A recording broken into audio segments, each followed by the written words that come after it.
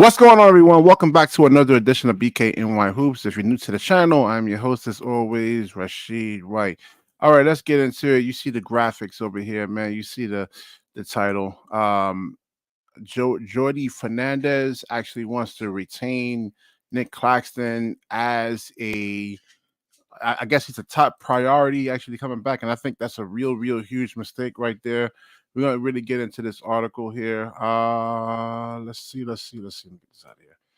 It says that Nick is a quote unquote big that has defensive versatility.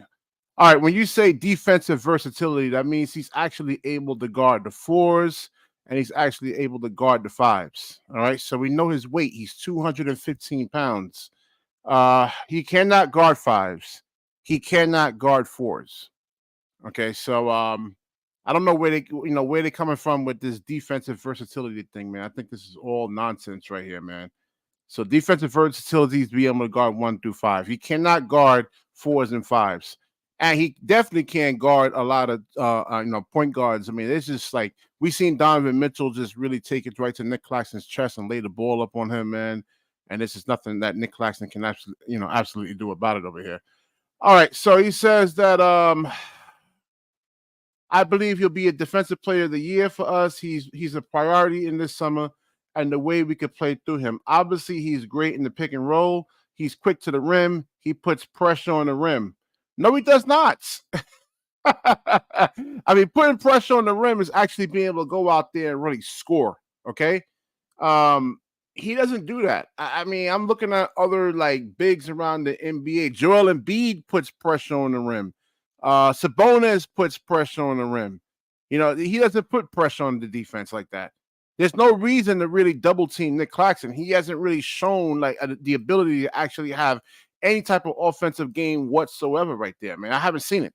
You know, if he did, I haven't seen it. I was watching every game this year, and Jordi Fernandez can't actually really honestly look at this team and this season and want to actually really bring a lot of these guys back, man. I mean, I'm watching the playoffs. Are y'all watching the playoffs, man? Are y'all really watching a lot of the other games over here?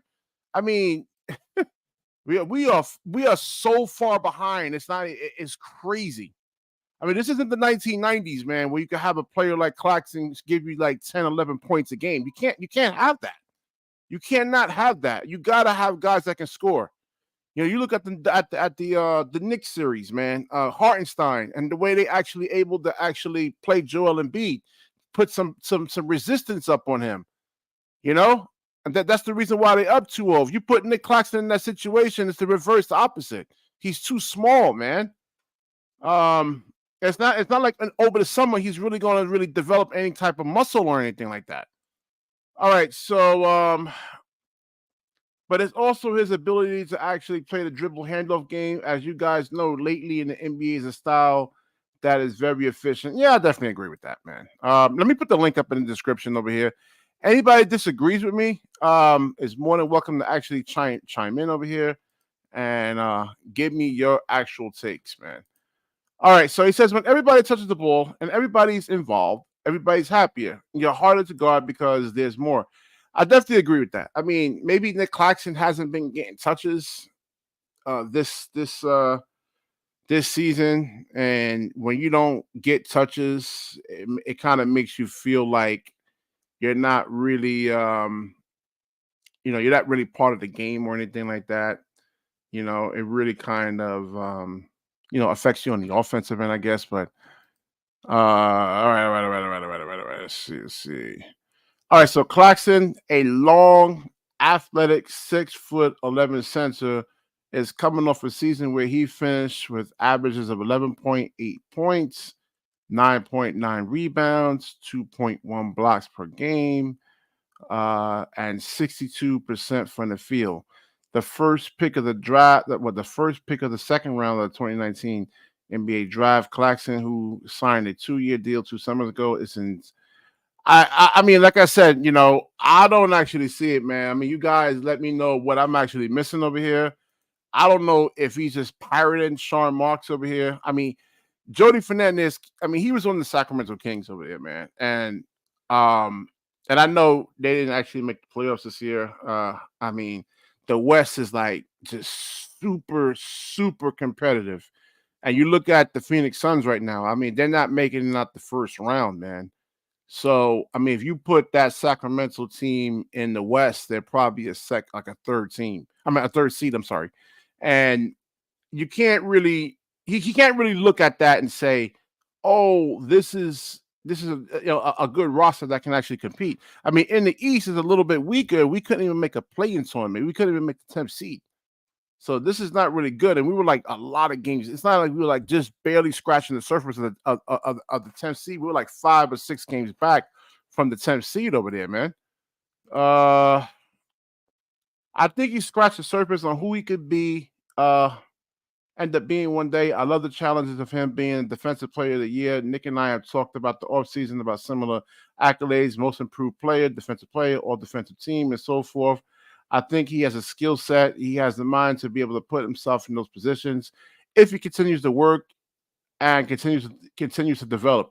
I don't know, man. It's been years, man. I mean, 2019 since he's been into 2019, 2020, 21, 22, 23, 24. We're going into 25. And even Nic Claxton himself said he needs to work on his offensive game. So it's not just me saying this. I mean, in an interview about a couple of weeks ago, he said that he actually has to work on his game there. It's not just me. And that's going to take a long time, man. And you want to be one of the best centers in the NBA, you can look at Jokic. And I mean, that didn't come overnight, man. I mean, there's so many. I mean, it's ball handling, passing. There was a couple of times this year where they threw the ball. I think it's against that Phoenix game. They threw the ball to him in the middle of the floor. He couldn't even make the right reads or anything like that. I mean, he didn't. Hold on, let me let Jonathan get in here. We got some action. What's going on? What's going on, man? Good day, man. Good day. A lot of stuff happening right now. Yeah, long hiatus for me, man. I've been watching these playoff games because I gotta see what we're missing over here, man, and talk about these things. No, I've been watching them too. I'll tell you, the one thing is that the bigs are definitely playing roles in a lot of these games. Yeah, man. Nets need a big. So, do you agree with Jordi Fernandez over here? I'm bugging or what, man? Like, he's saying he's a top priority. Am I losing my mind here or what, man? Listen, you and I knew that when Mike Budenholzer wasn't chosen, this was the door that we would have to open and look into. And based on the conference today, I mean, Jordi said some things like we need sustainability, multiple seasons. I want to establish something now, not towards the end of the summer. Like, he said the right things, but we got to see it. Do you actually really believe what he? I mean, does he really believe this? I mean, over here. I mean, looking at this stuff. Huh? You talk about the Claxton stuff that he said today? Everything. Listen, this team has a lot of work to do. I mean, the praise on Claxton is one thing, but you need to get another big to play with him. Like, because Claxton defensively doesn't shine from the center position like he would at a power forward position when he just hold on. Jordi Fernandez over here just said he can play the center position. And he has defensive versatility right there. He can play the 4s and the 5s. He can lock a Joel Embiid down pretty much. I mean, it depends on if the Nets want to be risky enough to put Clowney and Claxton in the lineup together. But the thing is, Jordi, if everything they're saying that Jordi's very assertive, he's not afraid to let players know if they're playing bad. Is he going to be like that with Simmons and tell him, hey, Ben, we need you to play a different role in this team? Like, I got to see that too. I got to see how his relationship with Ben progresses. That's going to tell me if Claxton's going to play an integral role, like being a defensive player of the year. Like, you understand that much. The only thing I can see how this Ben Simmons and Nic Claxton thing could work.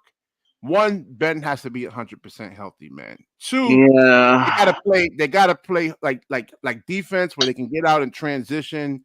But you see the rest. I mean, you need athletes for that, man. Like a Dennis Schroeder, Cam Thomas, Mikal Bridges. I mean, they're not going to be able to disrupt these guys. Like these athletic wings or athletic like 3s and 4s defensively to really kind of get to try to put pressure on them to cause turnovers. I don't see it from those guys, man. No, listen, this roster has some work to do this summer. Obviously, Sean has to make some additions to the roster. We're going to see what those are.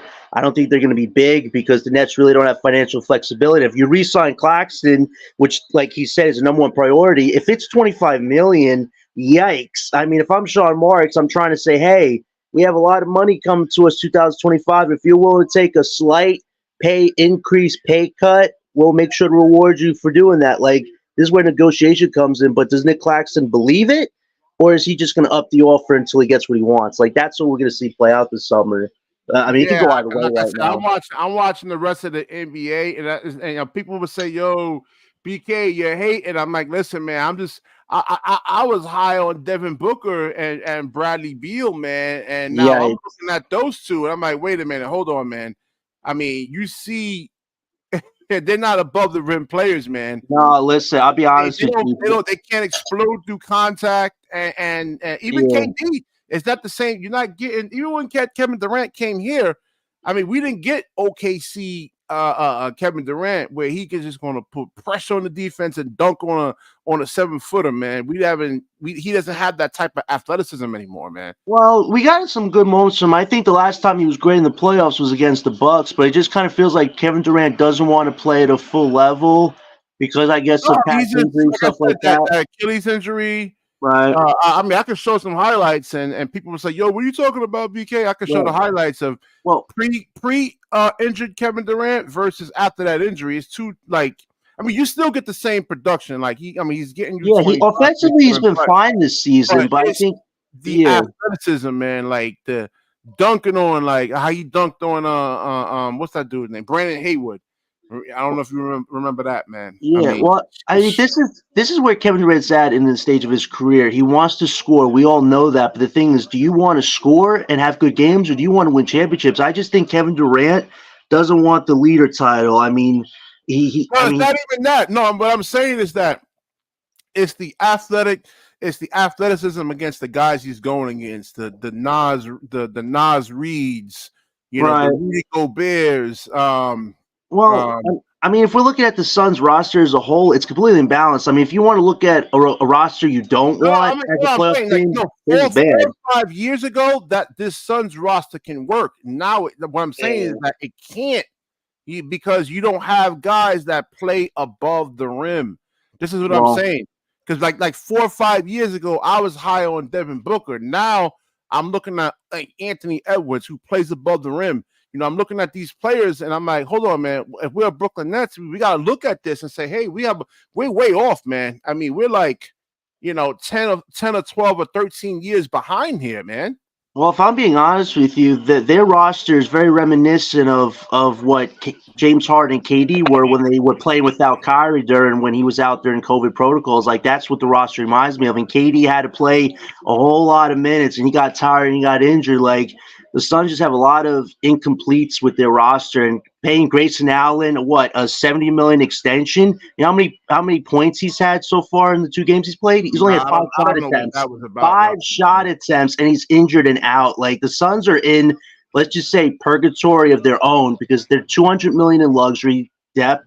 Like, that's not going to get any better, and they would have to trade off their big pieces, which they can do. So they have to live with what they got now, unless KD wants out. And I think KD wants out, so this is not what he signed up for when he wanted to come in. But the thing is, he made the team go. The NBA is allowing more physicality right now, and Kevin Durant, and especially a lot of the players on the Brooklyn Nets aren't physical players, especially even Claxton, man.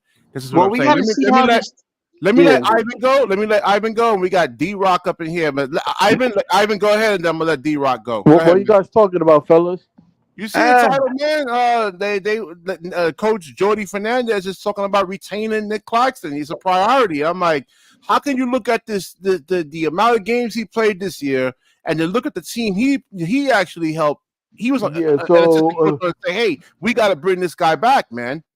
So with Jordy, right? Because I do agree with you when he said he's trying to help Claxton be a defensive player of the year or something like that. Yeah, but my thing is, bro, like, I don't know, Jordy just saying the right things to get the interview. When you ever talk to you ever go for an interview, you're not required. Like, I think Jordy's a great coach. I think he definitely is, but we don't got the personnel, man, to be a good team. All right, yo, D-Rock, what you got, man? Yo, what's up, gentlemen? What's going on, man? How you doing, bro? Man, I've been all right, man. I like your background over here, man. This is cool, man. Yeah, that's cool Oh, color, yeah. man. Hey, D-Rock, you be on Locked On Next, right? On Locked On Next on the comment section. Yeah, I just actually left there. Oh, So okay, that was me. okay, yeah, okay. I'll be. See, I like your takes when you be writing it down. Yeah, that, you All listen right, to I it, think dude. D-Rock and I are going to have a heated exchange over here, man. Go ahead. Whoa. Why? It's all good. It's all good. So first off, Not angry. I'm just saying, like, no, yeah, basketball-wise. Yeah. but basketball wise, yeah, we may agree to disagree, but we come with some strong points either way. Um, I like what I'm hearing from Jordi Fernandez, and Fernandez is what I got to keep in mind because I keep calling him Hernandez. But Jordi, let's just call him Jordi. I like what I hear from Jordi. He reminds me of perhaps a more qualified Kenny Atkinson. So those kind of vibes I'm getting in terms of his offense, because that's really what I wanted to hear. The only thing I can gather based off of what he said in that press conference is he wants to play fast. He thinks that playing fast can make the Nets, quote unquote, extremely physical, which we got to see what Sean Marks does to the roster. And the second thing he said is we kind of suck in the half court, man. When you look at this roster, man, we're not a half court team at all. So yeah, we do got to play fast. But all right. So something that can be adjusted is we run dribble handoff quite a bit, but everybody on the team gets to initiate it. So you'll see Mikal Bridges. He'll be at the top of the key, bounce pass, and they're all looking for open 3-point shot. I think if you simplify it and you see something similar to what the Kings do with Sabonis, I think they want to utilize Claxton in that role. Now with Claxton, hold on, D-Rock. He's 215 pounds, man. Guys can fight over those screens, man. I mean, he has to put some muscle on. If he's, I that's a good offense. I agree, but I mean, I've seen guards be able to fight over screens over him, man. Thus, to the first point that I want to make with Sean Marks, you must invest in a quality stretch five, a legitimate. I won't even say stretch five. Yeah.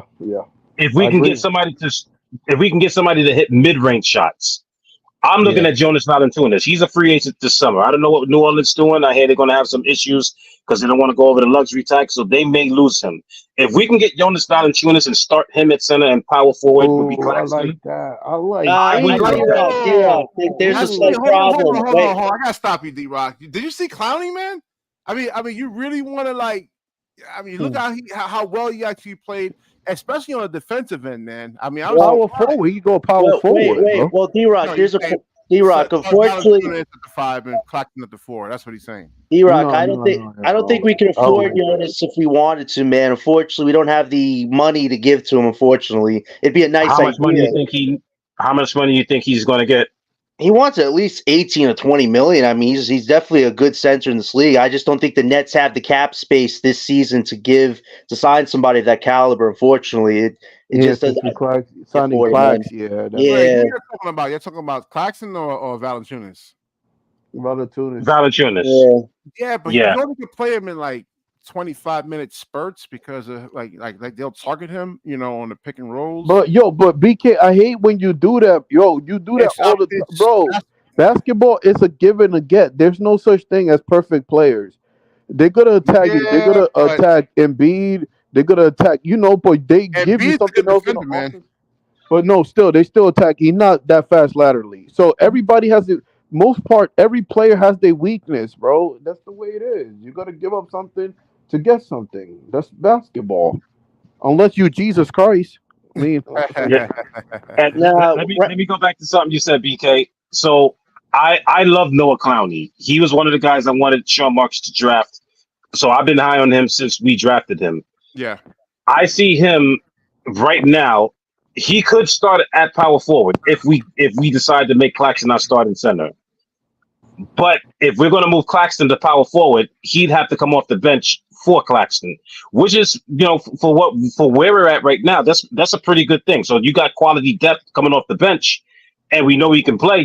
We gave him some minutes. He really shined. I want to see his progression. I think moving Claxton to power forward, because even Jordi Fernandez made the quote. He said, "quote unquote," big.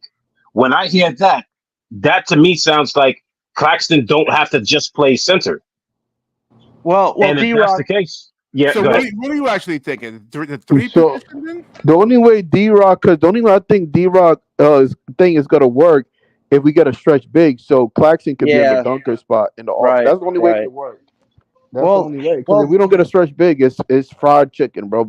Because Well, I think we gotta play because Claxton can't shoot. So if we get another center that can't shoot, we gotta play 1965 basketball. right. I agree with you. I think we all could see that if the Nets eventually do contend again, Claxton will have to be a power forward just because center just doesn't seem like it allows him to utilize all of his skill sets. I mean, if he's a power forward defensively, he'll be great, but then offensively, he's going to have to show the evolution that we all know he can do. That's the caveat. But the Yeah. thing is, So can we Right. get a center though in the trade yeah, market this but season? we I don't need know. not only do we need a center though, we need a center that can stretch the floor. That means Right. we gotta play Buck style because that's what the Bucks do. That's why Giannis they don't want Giannis shooting. They're like, okay, you can rim run, dunk, Mhm. and then Brook Right. Lopez, you go to the 3-point line. So All right, Well, so you who's guys do playing point realize guard though? That's another question. I'm Who's gonna going to pull play up point the guard? top power forwards in the NBA, right? And they're worse than the actual centers. I mean, they're just better than the centers in terms of like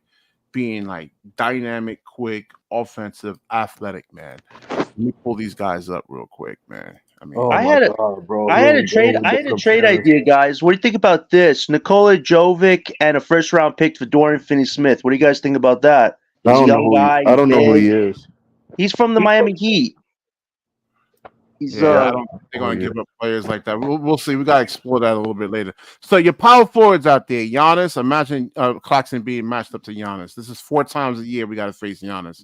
AD, Pascal Siakam. Yeah, I mean, y'all see the difference, Zion. I mean, if Zion didn't get hurt, and I mean, you saw how he was before he got injured. Oh, here we go. He was a man on a mission, bro. Listen, this is really, I mean, bro. this is what Claxton got to deal with over here, man. Yeah, but BK, Bro, he already listen. admitted to you though that Claxton can't play center against these guys. But if he was a No, power forward, he no. probably could give him a run for But their money. BK Hoops. This is your issue, bro. You're not listening. I'm Bro, listening. You're bro, not no, hold hearing me. That's the whole thing. hold on. It's to unlock Claxton potential. It's not to compete with other players.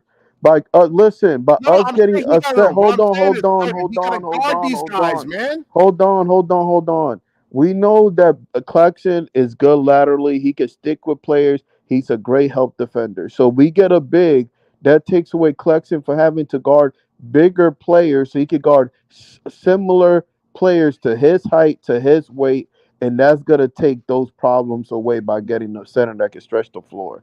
The whole objective of our team to make our players excel, not to compete with other teams. We are Teams competing put players against in the other right teams. What are you spot talking to about, be Ivan? better.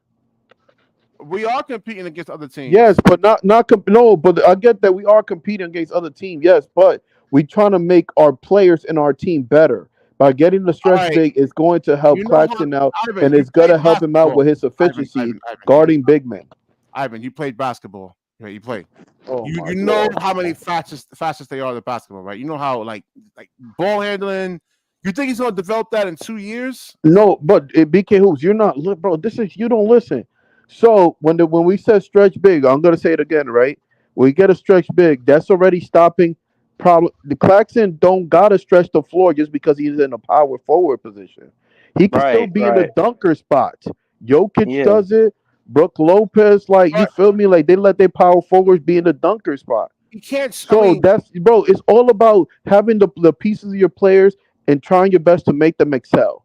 By getting the stretch big, it's gonna help out with Claxton problems guarding bigger bodies, and that's gonna stop. That's gonna help us out. All right, and that's what gonna help position are you putting Claxton in? Then? At the he can be. We Power said power forward, but that doesn't mean he gotta be a stretch. All right. He don't gotta be a stretch power forward. This is what we actually have to match up to, man. I mean, he doesn't my match up to the power forwards either.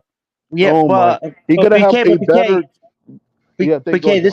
This is the caveat, though. If we can get another big with Claxton, the rotation does get better. I mean, this is the problem with the Nets when they had the Simmons-Claxton thing is both those guys don't identify as center. If you get an actual center to pair with Claxton and the powerful position, you're going to have a lot more height. You're going to have a lot more length, a lot more space on the floor.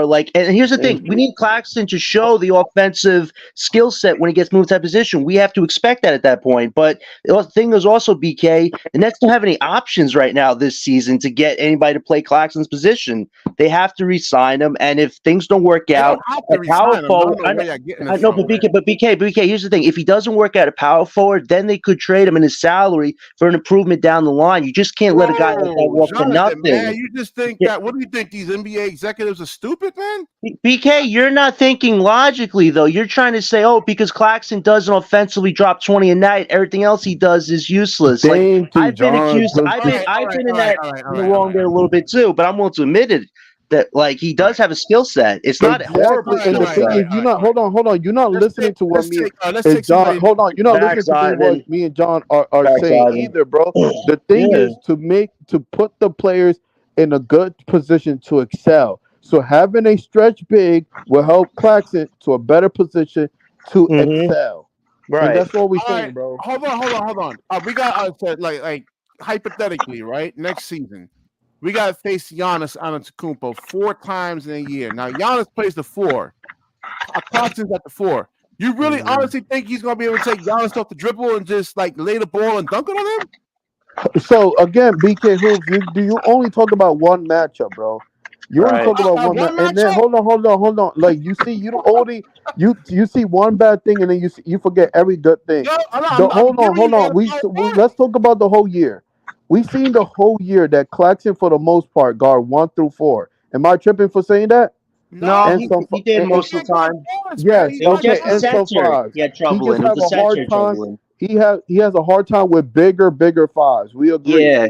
But the problem is, if you get a center, that's gonna help out the problem. A stretch big, by the way, let me be specific, and that's gonna help out Claxton, and that's gonna help the Brooklyn Nets team. And Jonathan said it's gonna make us bigger. All right, somebody gotta be on this team. Gotta be able to draw double teams, man, to really kind of get. Oh my God! Listen. That's we already fixing one problem by having a stretch big. We fixing one problem, right? Out over here, man. You put Claxton at the 4. You think he's gonna be able to take it to Giannis, man? He can take it to other players, bro. It don't have to be Giannis. Yo, D-Rock, you there? Yeah, I'm still here. Not to mention, we've seen. I'm trying to think off the top of my head with guys that we've seen Claxton put the ball on the floor against an attack. He's done plenty. Wait. We do need a center that can score too, man. Not just play defense. We do need a center that can actually score in this league eventually. All right, we're not gonna get that next season, though. Yeah, I know, not next season, but 2025 maybe. You know, we do have the cap space. Got to think about that. Man. I mean, these are the guys he has to go against, man. Zion at the 4. It's crazy. Hold on. I do want to change for a little bit because I'm gonna stay on topic, but it's crazy how the league changed. Now we're going back to big men again. It's crazy. Right. I tell you guys, it's not just the bigs, man. It's not just it changes constantly though. Because we was in a small ball era for a little bit. Now we're going to a big man era again. Right. You know why, Ivan? What? You know why? Because a lot of at the 5, right? You got to face Giannis 4 times a year. You're gonna have to face Zion 2 times a year, 2 times in 1 year. Karl-Anthony Towns twice. Jaren Jackson Jr. twice, and we know Jaren Jackson is big, physical, can guard, he can score, he can shoot. Paolo Banchero 4 times in a year. All right, he's not a slouch, man. This dude is. Yeah, but that's Paolo Banchero playing alongside of Wendell Carter Jr. Yeah, and Mo Wagner and Mo. Yeah, get the Wagner. He's a 4. He's a power forward. I mean. You know, this is who we got. He has to match up to, man. If we had Laurie on our team, man, him and Claxton would be like the Twin Towers of Doom, man. Evan Mobley, Kristaps Porzingis 4 times in a year. Claxton's not winning all these matchups, man. BK, KP dropped the ball tonight against Miami Heat, man. We got to call that out. I know. Yeah, Bam brought it. Bam. Yo, hold on, BK. Bro, you just be spamming out things. The thing is, first, bro, having a stretch big is gonna improve the roster that we have, bro. That's right. All we're saying. It's one piece. It's one piece. Yeah, it's a small piece, bro, to a better roster to compete better. Yeah. We need depth that we can't have. That don't make no sense. Alluding to Valanciunas can actually stretch the floor. What's his shooting percentage? I think it was like 33 or 34%. Let me see. Listen. If we could have afforded Valanciunas in the offseason, man, I'd be all for it. I think he'd make this team so much better. But for right now, we have to see what Claxton Clowney could do if they're paired only together. thing I think, like, cause since you can't afford Valanciunas, then you're gonna have to go with like a what's his name, a Kelly Olynyk or something like that. He resigned. He resigned with the Raptors, BK, on a 2-year extension, so he's not an option anymore. Yeah, The options are we bad. being realistic, Yeah, bro. We not. Damn. We trying to improve the roster, not look at other players we can't have, bro. Yeah, and here's you the thing. gotta improve what you have. Yeah, and here's the thing. I'm willing to concede the Donovan Mitchell talks to 2025 because we'll have the cap space by then to sign anybody we want. So, like, if we don't get Mitchell this summer, it's not the end of the world. The Nets could still have a season of building. It's not, like, we just got to be smart about it. No, you know me, man.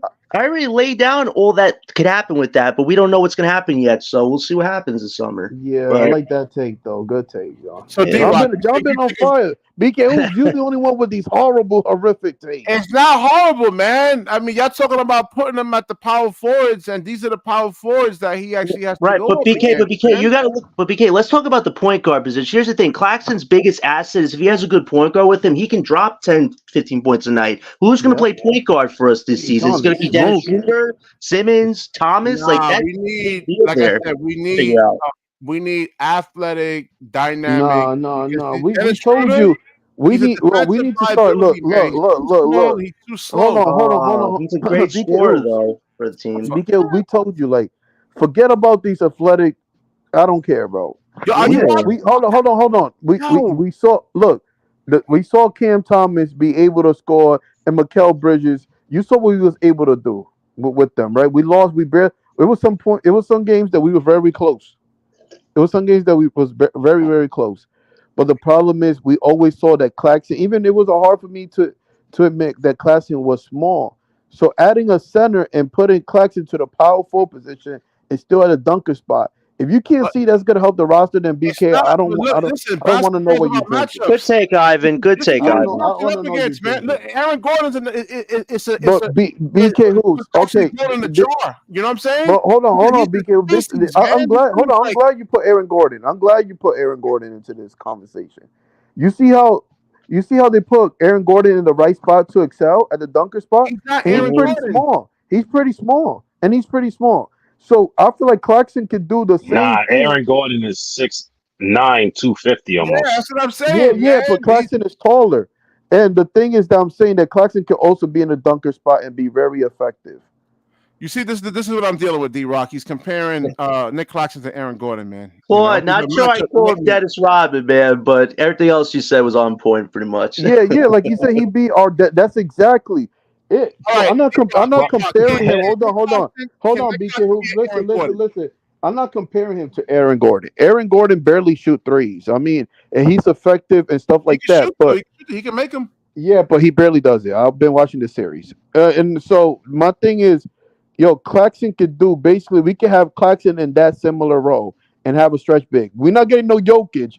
I'm just saying, have him in that similar role, being at the dunker spot before somebody come and run with it. That's all I'm saying. But he needs to be able to. All right, so against the 4s and the 5s, right? He needs to be able to explode through contact. He's too small, man, to actually really do that. But I hope he puts on some muscle, man. Because if he can put on, if he can at least get to 230, 235, I just don't understand. He had 5 years to really do that. I'm just surprised he hasn't done it. BK, hold on. I'm gonna let you have this because it's my last take. I noticed that it's all about perspective because I do see Claxton that he lose some matchup, but I don't see him losing the way you make you. I don't see him getting beat up the way you make it out to me. I feel like he does. He does lose some matchup, but he holds his own pretty well. I don't know. I don't see the same thing. Except the Anthony Davis one, Ivan. He got smashed in that one. Yeah, I agree with that, John. That was like school basketball, man. I think with our take, we be 2 on, and we don't see nothing good. Like he does pretty decent, and he get pushed around sometimes, but he does pretty decent. And I think you just biased because this is your team and you watch him do bad, but I think for you look at it an unbiased lens, he doesn't do that bad. He really doesn't. Yeah. Like, It depends crazy, on the man. point. It depends on the point guard, Ivan. If they want to play Claxton with Clowney and have an actual point guard on this team, there's going to be a lot more balance than what we saw this season. But everybody does need to be healthy next season. We cannot have any more guy missing 2 weeks, 3 weeks type of crap anymore. Yeah. That has to stop, No, man. you're gonna get that. You're gonna have that. That's gonna happen. It's basketball. Yeah, but BK, it's happened too much for want this months. team. The Nets can't You afford want for months, injuries, months. man. We don't have Have a stars. You couple can't weeks in afford there, but that not stuff. months. Not No, months. I think I think our only problem really was the thing is that we ran an offense through Ben Simmons and the Yeah. offense runner was never there. That was That our was problem. awful. Like, That was awful, man. Like That was a nightmare. that was just the biggest mistake. So I do expect a better year next year for us. Honestly, I'm not saying we're gonna make it to the I might playoffs not or like nothing, this, but- man, but even like probably like Cam Johnson at the 4, you know, Johnson No, should I come know he off had the a bench, bad year. Listen, I BK. know he had a bad year. I know, but listen, there's him at the 4 position being able to actually shoot. You know, a lot of these big guys do not want to. I mean, a lot of them can't just go out there and close out on the 3-point line. So I mean, he'll get a lot of like room out there. You know, he'll make those like fours. Nah, But BK, here's the you gotta thing, split up. BK. Yeah. Yeah, You here's guys, the thing, BK. You played. That's why he got benched first off. He wasn't Yeah. making his shots, and he wasn't defending. And then if you Right. don't like Claxton at the 4 because you think he can't stand up to Giannis, which I disagree with, how much worse would Cam Johnson be, who's smaller than Right. Claxton? No. You What I'm saying is got to be that able to play at both least sides of the he can ball. shoot. He can Right. score. I mean, Right. he's known. His reputation is actually known on a scouting report. He's known as a 3-point shooter, right? Right, there. but, You know what I'm saying? BK, you heard what D-Rock said. Johnson does the offensive stuff Claxton can't do, but he's a way worse defender than Claxton is. So it's like if you combine both those players to one person, it'd probably be an all-star right now. Like that's what he's trying to say, No, but though. he can provide more spacing at that 4, man. Yeah, but he should be playing off the bench, though, BK. Him and Bridges can't play together. BK, I don't think you listened to anything we said. You Yeah. kept saying he provides spacing. D-Rock told you we need a stretch big, and then you still say he don't provide spacing. Who Claxton?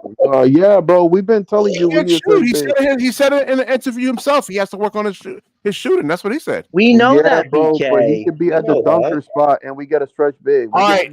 We've been yelling at our All right. problems, and you have not been Stretch listening. big to get open, he has to initiate double teams. There's no That reason. doesn't- oh my god, bro. Okay, we gotta do this double team. again, bro. We gotta do this again. The Nuggets, I'm being real, bro, man. I'm not. bro. Oh my god, bro. A lot of Listen, these guys aren't going to tell you the real deal. bro. Have you been watching the Knicks series? Listen to what Danny. No, V hold said. on. Have you been watching the Knicks series? The Knicks series, Ooh. yeah, I've been watching it. Yeah. So what do they center do? Do they center stretch the floor? I'm gonna see if you've been watching it. No, they don't stretch. Hardenstein. Oh, thank you. Congratulations, Well, BK. Hardenstein's 250. Bro, but the thing is, he's doing the same move that Claxton is doing. What is Hardenstein doing better than Claxton, bro? Can he stretch the floor? Can he space the floor? Resistance in there. Oh my God, you making no sense. But he does not space the floor, bro. Ivan, this is the Ivan. Wait, Jordan Embiid and Nic Claxton. Come on, bro, man. they do the same move, bro. They do the same move. Yeah, Ivan. The only difference is he's on a winning team and Claxton isn't. That's the difference. Thank you, John. Thank you. All right, see, Danny V agrees with me. He says, "Guys, right. Clax does struggle against big body centers." And We admitted that, but we're trying to tell you we're in this situation, man. At the 4. He's agreeing Bro, with me. bro, listen, bro. I'm gonna go back to the Knicks. His center cannot space the floor. You're talking about Claxton not spacing the floor, and the center cannot space the floor. I'm just saying this thing can work, and we said it a billion times. You need a stretch big because you telling me the guy in the Lakers the guy in the Knicks can space the floor. I keep forgetting his name. He cannot space the floor, and he basically have no offense. Right. He does the same move. He does the same move that Claxton does. If he was cooking him for the most, basically the whole. Hold on. I know you haven't watched the game. And B been cooking him for breakfast, lunch, and dinner. The reason why they won is because of Hart and freaking Jalen Brunson and McBride. And the referees. And the referees. Thank you, John. Thank you. No problem. Like, no, bro, because John, he really, like BK Hoops, is being biased, dude. This is not. Now, This you know what it is, biased. Ivan? BK has to realize this. 2025 is when the Nets are going to make the real big moves. For this year, it's a building year, so we have to work with what we got and see what we can improve on. Like, we have to face that reality as a Yes, group. yes, You yes, know, we have to face that. It's important. And yes. Yo, Uh, listen, man. I'm then just I'll gonna ask tell you a you question. Do guys you the think? real deal. I don't Wait. really care about getting interviews with Nic Claxton or none of these guys. I really don't care. So I'm just gonna tell you guys the real deal, man. That's just it. And he gets mauled at the 5 position. He gets mauled at the 4 position. The power forwards are even more offensively gifted than the actual centers, man. Giannis, and you look at AD. Pascal Siakam, you see what he's actually doing over there, man. He can get you 30, 35 something points on any given night. Zion, you see he's healthy, he's a beast. Can Claxton really stop him at this position? Hell no. The entire Lakers team couldn't even do it before he actually got injured. yo, okay, look, BK Hoops, listen, bro, listen. We always say we have a point guard. OJ, please Hold on, pull up. hold, I need hold you, on, man. hold on, hold on. Pull If up, we have, please, OJ. hold on. If we space the floor, we have a point guard. Clarkson is really unstoppable on that dunker spot or alley oops, bro. I don't see a lot of people that can hang with him when it goes to the Yeah, alley but oops. And John, hold on, and that's his another thing real too, John. strength, though, man. Hold on. John explained to you why the I can't remember the Knicks center, but John explained to you why the Knicks center is so effective. He got better players around him. Yeah. If Claxton replaced hold on. If Claxton replaced him, I bet you they do the same moves. You what? Bro, Yo, he's look 215 at his pounds, highlight. Look at his highlight, BK Hoops. Look up his highlight, bro, because you're lying, right? Look up his Yeah, highlight, and please. here's the thing: Please. Isaiah rebounds like Claxton rebounds. He dunks like he dunks, and he No, makes Thank some you. layup moves. That's about it. Thank you. He Thank doesn't you. jump I don't know, shots. dude. I don't know what basketball he's Joel watching. Embiid just can't So run him BK over Hoops, like that, man. BK Hoops, show his Am I highlight. making Show up his what? Am I highlight. bugging? Hold If on. he Back like up your if point. Claxton Show his guard highlight. Embiid, Show his highlight right now. Back up your point, bro. Show the center Knicks highlight right now. Right now. I And I don't bet you think he money. had any. I don't think. Let me see if there's a highlight Yeah, package. show his highlight right now. I want to see. I want to see what he does better than Claxton. Cause you just be Oh, saying Einstein? anything, bro. Huh? Ivan, you know what it is, Ivan? He wants to push Noah Clowney like straight to the top to be our starting center when he's only 19 years old. BK, let the guy develop Yeah, but naturally with yeah, Right. I So agree. Claxton. I I'm agree not with you. saying that we Like you have to just, run. I'm not uh saying we huh. have to run our offense through Clowney, but at least thank you. I mean, here we go. OJ, help me here, man. Help me, man. God, Oh. OJ, help me, OJ. Help me. BK Hoop These said, guys, I mean, yo, Ivan and Jonathan OJ, are in love, man. BK What? Hoop said, hold on, BK Hoop said the Knicks center is better than Claxton center. Hardenstein? Yes. Yeah. Oh, definitely. Oh my God, bro. Y'all I've Oh been just my saying I wanted. God. this is I've been on the Hardenstein wave since the draft. I wanted us to draft him originally. Hardenstein's way better than Claxton. What? oh my God, bro. Hardenstein's so trash, dude. That's just He just locked down Embiid. yo, no, he did not lock on nothing, bro. I'm telling you, he Embiid has. is walking one He's leg and still how much he cooking him, weighs? bro.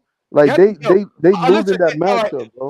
Like he's I'm Ivan. If show weights didn't Hardenstein mean highlights, bro. anything, What I how want come to see his highlights. they have different weight classes in boxing? How come you don't have a Oh lightweight my going against a God, heavyweight? bro. Oh, Embiid is cooking him, son. They just got a better team. Like No, They Embiid doing is Ivan, cooking. Ivan, wait, Ivan. Here's another thing. Whenever Embiid's been off the floor, that's when the Knicks have been playing great Thank you. I basketball. don't know But what whenever he's basketball been they're on the watching, floor, dude. it's been a title Hardenstein is fight. getting cooked off like, bro. Yeah. He don't even belong in the same atmosphere with Embiid, No, bro. that's Like because they play too slow with Joel Embiid, man. The defense is able to it's no, better dude, with you're not Tyrese hearing what dude. Maxey. John just Certain explained, bro. matchup. You're not watching the No, series, it's all right, BK. Ivan. It's all right, man. I'm not They're not explaining watching. anything. Yeah, they're not watching this. They're not watching the series, dude. No, I got you, man. I've been watching, Dude, man.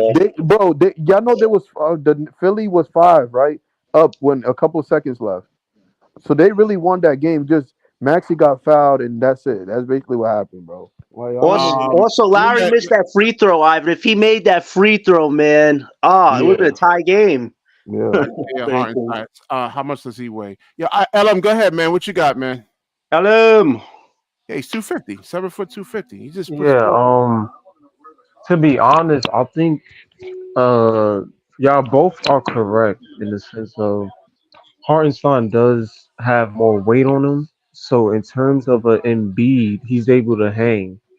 The only issue with that is uh Embiid is mobile.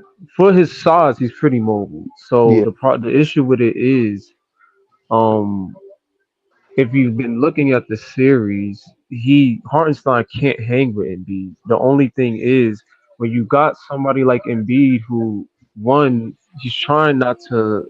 If you look at Embiid, his knee is his issue. Yeah, He yeah, Right. doesn't yeah. look as Yeah. mobile as he is. yeah. He's doubting himself.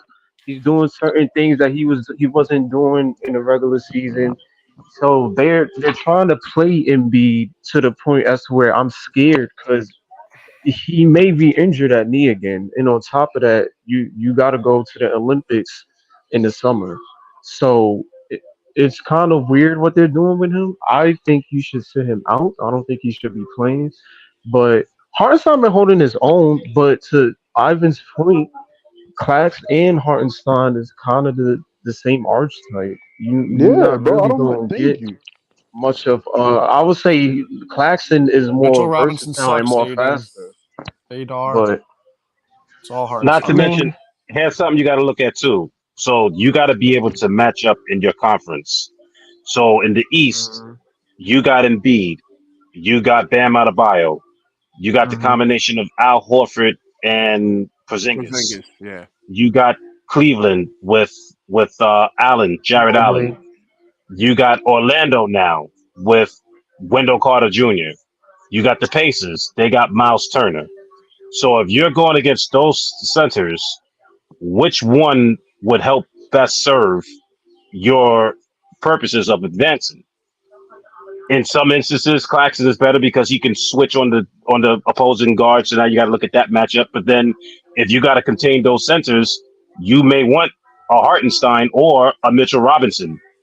All So right. it's really pick your poison. And for the Nets, you got to figure out what players best fit together. It's not necessarily about getting the best player per se, but they all have to fit. And if you're going to Right. make Claxton work because he can switch onto the defenses and play point guards and shooting guards and threes, you got to have an anchor in that backcourt. But that anchor also has to be able to shoot. So Sean Marks, if it's not Jonas Valanciunas, I don't think he's getting past 15 million. Okay, now do I offense, think. Adar. Say again. No, I was talking to that comment. Keep going, my bad. Okay, my fault. Oh yeah, yeah. No, yeah. He said this OJ dude's a clown. Is Mitch who does the work? Only thing with Mitch, he just comes from injury and can't log big minutes. All right, yeah. Now, OJ actually knows his shit, man. Adar, sorry, SL. And he actually knows more than you, brother. Sorry, man. Whoa! Oh, damn. LM, and like I said, D-Rock explained to you, bro. How are you gonna say that center from the Knicks is better? Ivan, this is what BK does, man. He just doesn't want Claxton on his team, and I get it. I've already broken down Claxton's positive negatives, but he's the guy that Sean Mark said today is the number one priority. So we have to move forward with and that. I'm gonna keep. Sean Mark is in a hard place right now, man. What options does he have? Hold on. Before you argue, I do want to say Get what somebody D-Rock said. else That's for very. cheaper. Hold on. Who? I want to say what D-Rock said. That's very Someone could actually important. score. Like, yo, Montrezl Harrell? hold on. The Suns is a prime example why you need complementary pieces. You just cannot put stars and just expect them to win. Like, no, you need complementary pieces, and that team is what win basketball games and championships at the end of the day. It's not, Ivan. Right. yeah, so stop putting all these stupid stars from different players, bro. They need complementary pieces. I'm tired of seeing it. One more thing. Claxton and Hartenstein are both free agents this summer. Let's see who gets paid more money. Good point. I'm Good point. Hartenstein, man. I mean, seriously. Yeah, good point, D-Rock. I'm not hating against Nic Claxton. My only issue with Claxton is his weight. That's the only thing. So hold on. I want to say. Yo, I have a question for John and D-Rock and BK. Was Hartenstein always with the Knicks even last year? Yeah, I said yes. He was on the Clippers before he got to the Knicks. Right. Was he the Knicks last year? Yeah. I think he was on Cleveland too for a short amount of time. But So he bounce around. Okay. I think as a rookie, yeah. Yeah. And if I'm not mistaken, he was with Houston as well. That guys think that Claxton is any one of these guys at the four. Pascal. We never said that. We never said that, That's what y'all BK. making it seem like. Y'all should want better. Yeah, I don't BK. understand why you want a one-dimensional player. You want guys. BK, the problem is, bro, there's always better. That's like, That's bro, what I'm saying, though. bro, Exactly. bro. That means every team could say that. They were like, let me just remove for better instead Yeah, of that's complimentary why you pieces. But think BK, teams make moves. also BK, you need somebody, and I've been saying this for a while. You need somebody. They don't always got to be good at everything. You just need them for that No, one I Jaren agree Jackson that. Jr. Thank would be you. sick. If All you look right. at Dennis Rodman, right? He couldn't shoot from a barn, but he's gonna give you 23 rebounds though. This is a different Like era, man. This it's is a a different different era, era, but at man. the Who same time, you don't cares? need somebody to be good at everything. If Look Claxton at the is that's Suns, his for example. defensive I didn't say element, that. I The didn't say then that. Suns is the then But he prime got to do example. that. The I You just Suns need said is the someone he's prime who can. example, bro. one-dimensional. That's You need all I someone with said. a little offensive back who can shoot at least a little bit. Bro, the Suns got 3 of the like top 20 players in the league right now, bro. I think the top 10 probably top. All Yeah, right, in you this guys. Yeah, in All right, Ivan, hold on. Ivan, you know that best scorer has been Grayson Allen, and he just got 70 million. Like, yeah, hello. bro. Let me pull up a player. All right, you guys can't honestly look at Jaren Jackson Jr. and say, "Hey, I want to ride with Nick. I want to ride with Nick Claxton." I mean, No, I'm seriously. good with Jerry Jackson Jr. He's a power forward. He's not a big. Yeah, I want to put Claxton at the four, though. Yeah, I mean, you can't honestly. I That's don't what I'm put. saying. I'll put I'm looking Clowney at at the other four, not players. Clax. Hey, Huh? listen, So, if yo, hold I'll on, put bro. Clowney He at the said, four, not Claxton. bro, yeah, okay. So we No, they know were we saying said, they want. hold on, hold on. Ivan and Jonathan were saying put Clax at the four. Bro, but it's Oh hell context no. to it. But it's context to it though. We said, Dude, yo, we Claxton at the said, four would be an absolute no, disaster. hold We are See, on. not this is what scoring I'm trying. over I'm Yo, 80 showing you. yo, points That's what I'm once. saying. yeah, hold That is on. Yo, insane. hold on. The thing is, bro, you gotta fix the roster. We were saying that we put There's Claxton no at the fixing four. that roster. Hold on. Y'all not listening, bro. If we put Claxton at the four, he could be at the dunker spot, and we wanted to get a stretch big. But if we can right, put Claxton at the four, then Claxton could be at the 5 and Clowney could be at the 4. It doesn't matter. The whole thing that we're saying is that y'all got, for example, right? Jokic. Before Jokic started, people didn't even know about Jokic. Even though I like what the GM and what the manager said, they were like, we didn't even know we had a good player, bro. Jokic wasn't known for no athleticism, no nothing. But guess what? They had a good coach, and they find something that could fit his needs and fit his skill set, so he can excel on that team. So we need to do the same thing with Nic Claxton. That's all right. basketball is about, bro. That's all it is. For example, Chris Bosh. Chris Bosh wasn't known to be a stretch big. But we're like, yo, I need to help LeBron James. They're like, hey, Chris Bosh was like, yo, let me be at the stretch 5 so I can help my team. That's all Well, basketball is about, bro. Finding well, where where people is can it? He's fit. been in the league a few years. I haven't seen any improvement shooting wise. Yeah. Where is it? I think with Claxton, I don't want him permanently at the four. If you're gonna play him in spurts at the four, I'm cool with that. But I don't want him as the starting four. I'd Yeah. rather Clowney there. What's the point of having him at the four? How does that benefit anybody? No, but Because so bro, we said at the 4, meaning that stretch. Okay, we get a stretch big. That means Classic can play at the dunker spot, even as a 4. That's what we're saying. Why don't we run a 5-out offense and score over 90 points more consistently?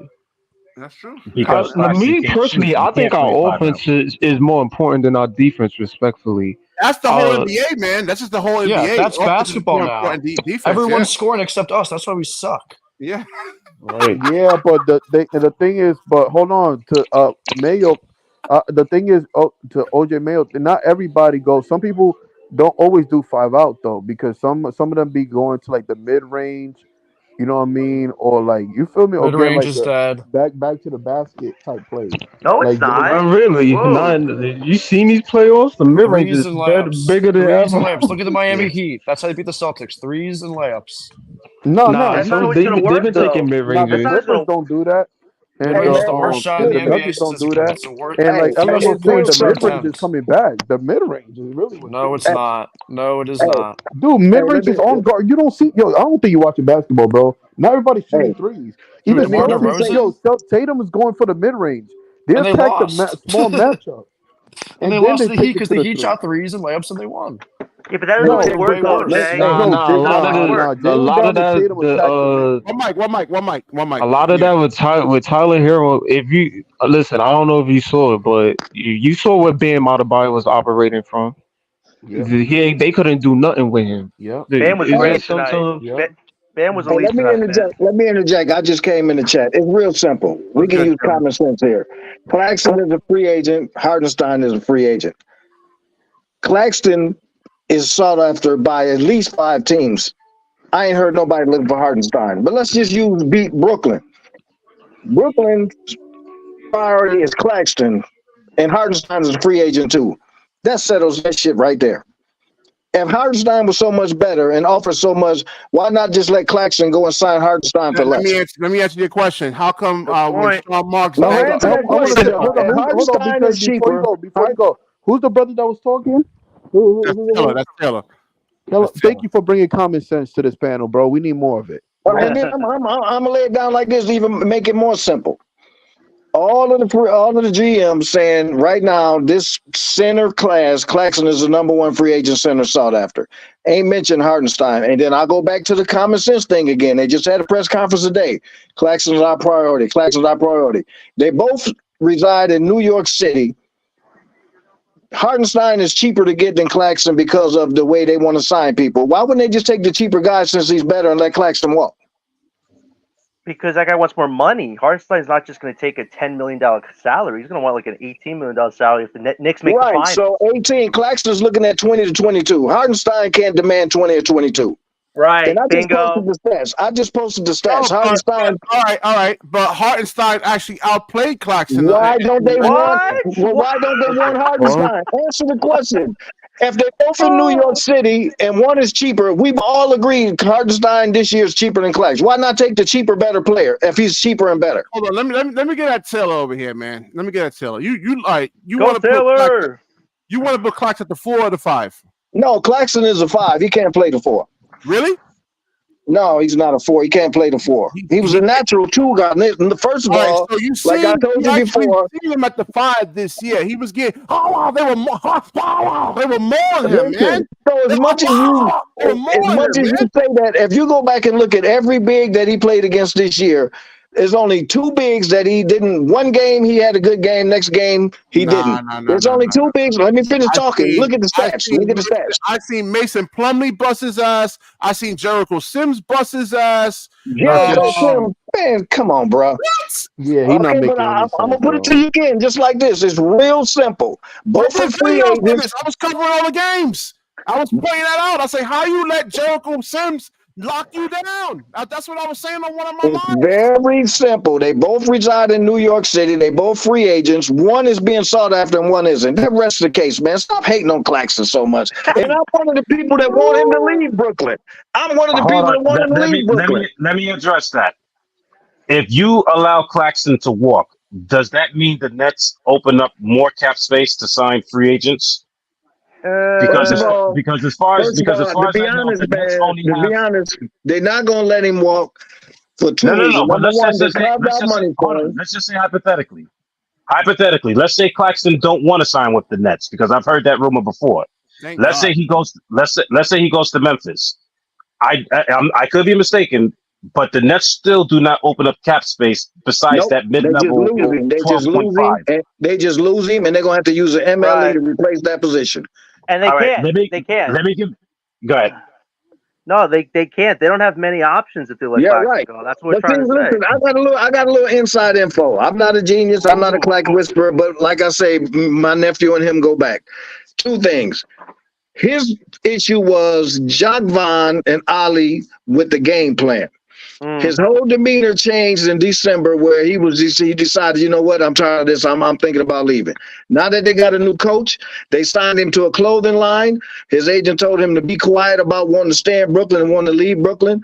Watch him sign with Brooklyn. I ain't down with it, but watch him sign with Brooklyn because he's been told that things are going to be different. One of the things the coach said today was, everybody's going to touch the ball is going to be moved, yada, yada. Everything the coach said today was basically everything Claxton was complaining about behind the scenes. Oh, that makes sense. I can see that because they said they're gonna make Claxton a priority on the defense. Right, but we got to see it though. We got to see if he's gonna let Claxton, take off and do his own thing. We have to see that too, though. I know because I've seen small sample sizes of it, Taylor, and it wasn't good, man. I give you common sense. Most of us probably bought. You got a player who we can say can't shoot that's averaging 12, almost 13 points a game. He only touches the ball maybe 6 times a game. He can't shoot outside of 5 feet. Imagine this, 12.9 points a game, 6 touches. Give him 10 to 15 touches. That person is averaging 16 to 18 points and can't shoot. No. That's not how that works. That's not how that works. Is that okay? That's not how If that you works. notice, every time, go look at the stats. Every time he scored over 20 points this year, he had at least 10 to 15 shots. Taylor. Garbage buckets. I've been playing the game of basketball, studying the game, watching the game for 25 years. I know who's comfortable with the basketball in their hands, and I know he's not comfortable with the basketball in his hands. All I know is this. Hardenstein ass ain't better than Claxton. Hardenstein ain't sought after like Claxton. You can say that. No. I'm saying that. I'm not saying that Hartenstein is even better. I'm just saying he's not. He's clearly not. 250 pounds versus Claxton's 215 pounds. Okay, I got news for you. Zach Edey is 270 pounds. Zach Edey probably won't even make the league. What difference does it make his weight? What do you mean? What? Damn. Okay, Zach Edey is 270 pounds. No, is 250. They should make Zach Edey a first-round draft pick. He's like a second round. Like if they make a first-round draft pick, that's gonna be something. That's gonna be something. I think Zach Edey gonna make the league. Man, seriously. Hey, where's Luka Garza at? Where's Luka Garza at right now? Who's that? Luka Garza. He was Zach Edey before Zach Edey was Zach Edey. Luka Garza on the Timberwolves, man. He barely getting playing time. If any. Nah, I disagree with that, bro. Zach Edey definitely getting drafted, though. I didn't say he wasn't getting drafted. I said Zach Edey ain't gonna turn out to be no damn NBA player. I didn't say he wasn't getting drafted. Nah, he gonna be an NBA. Well, I mean, he got to be an NBA. He's gonna be a Luka Garza, bro. He's gonna be a Boban. He's gonna be a Luka Garza. Zubac or something. I think he'll be all right. Man, they gonna eat Zach Edey ass up. Because first of all you gotta do is pull his ass away from the rim. His ass gonna be on the bench because he can't play defense. Yeah, but you can say that to all centers, though. Bro. No, you can't. You can pull Claxton away from the rim. He'll check your ass. Yeah, but it's pro like we were saying. BK Hoops. There's pros and cons to every player. We say that. Yeah, and BK. But if somehow we don't resign Claxton, who can you find in the free agency market that would give us anything in a starter's role? He's saying like Hartenstein. No, he don't want to sign with us. He actually resents the Nets because we didn't draft him because we pointed out an injury he had. So I don't think he'd want to come play with Brooklyn, unfortunately.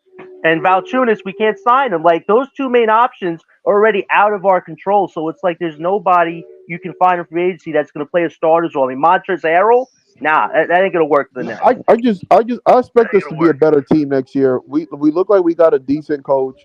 We look like we're not going to be running through everything through Ben Simmons. So hopefully, Lord, please. Hope not. I'll agree with BK on one thing. Are y'all watching the NBA, man? Are y'all really watching the NBA? Because this is what I've been harping on for the last 5 to 6 months, man. We need above the rim athletic players. I don't know why you guys are riding so hard on Schroeder.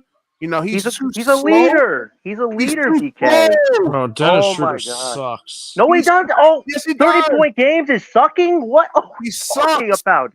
Dude, he did not suck. Yeah, he did not suck. Oh my God! No, he didn't. I don't respect. Hold on. He doesn't suck, but he's so mid and boring. Okay, mid and boring. Thank you. He's too small. He's 164 pounds. Hold on. At least Mayo changed his thing because saying he sucks, it really that shows y'all basketball. No, I'm just saying, because you don't like somebody, the rest of the you NBA, can't say it's no more like you could touch a player and they call them fouls. They're allowing physicality now, man.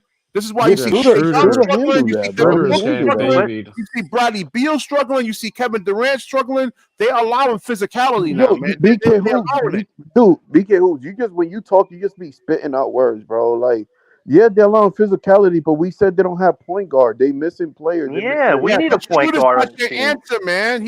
I can see if he was quick like a Tyrese Maxey. But he's not. BK, he can play a Russell Westbrook role. I have a question. I have a question for the panel. I have a question. Yeah.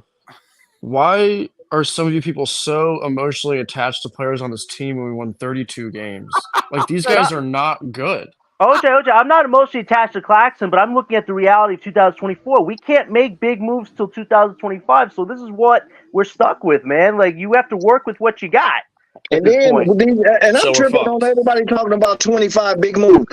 What superstar is going to choose Brooklyn over all the places to go with the way Brooklyn has played the last 2 years? Exactly. I got three options, man. I got 3 options. Ingram, maybe Tatum if he opts out, and Mitchell. So if Claxton is lighting the ass and getting taken care of, what the hell are we going to do with Ingram? Ingram could give us some scoring. I mean, I personally don't think he's gonna get us another star, but he could give us some contributions. I mean, he's not a horrible player. I don't want Brandon. No, I'm not saying he's a horrible player at all. Ingram is a baller. I'm just saying that we complaining about Claxton being like the ass was shit. Ingram is lighter than Claxton. We need athletic guys that can put pressure on the defense. Yeah, man. but BK, those guys don't just grow on trees like you want, man. Like they're commodities. Choose Brooklyn when they can choose other places for just the same money. Why would you go to a place like that if they're still in the situation they was this year? When you're the star who can choose where you want to go. You picking Brooklyn over other places when the money is going to be the same?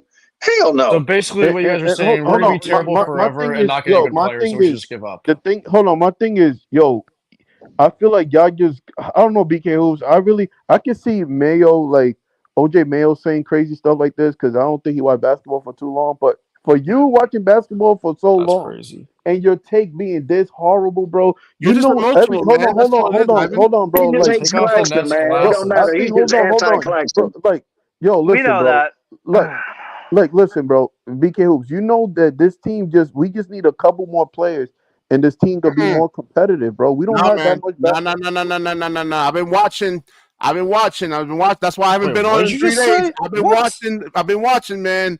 Yo, we are behind by at least 12 years, man. I mean, we got 12 years. Whoa, man. Yo, okay, y'all just come on here man. lying, Let's bro. slow down, thank man. you, All right? I don't understand what kind of basketball. Why do y'all come on here and exaggerate? No, we are not. Thank you. Like a non-breed. BK, wait. BK, you're acting like the East is the West. Wait, BK, you're acting like the East is the West right now, man. The Celtics and Bucks could be broken up in 2 years, and then it's free game on the top. Exactly. That's a great point. Well, it's not the West, and we didn't make the fucking play-in this year. That is horrible. Okay. The East is so bad. We didn't make the play-in. How is that even possible? And the two games they made the play-in. Scratched the surface of the play-in. I mean, we were like 5 or 6 games back from that 10th seed, man. I mean, it was it's horrible. No, I'm serious. The team is not good at all. There's a whole bunch of reasons on why we make the play-in, bro. It's not There's that the one team, reason. It's not that the team is. It's a bunch of role players. No one is good. No, the coaching. OJ, the coaching staff did a bad job. I got a question.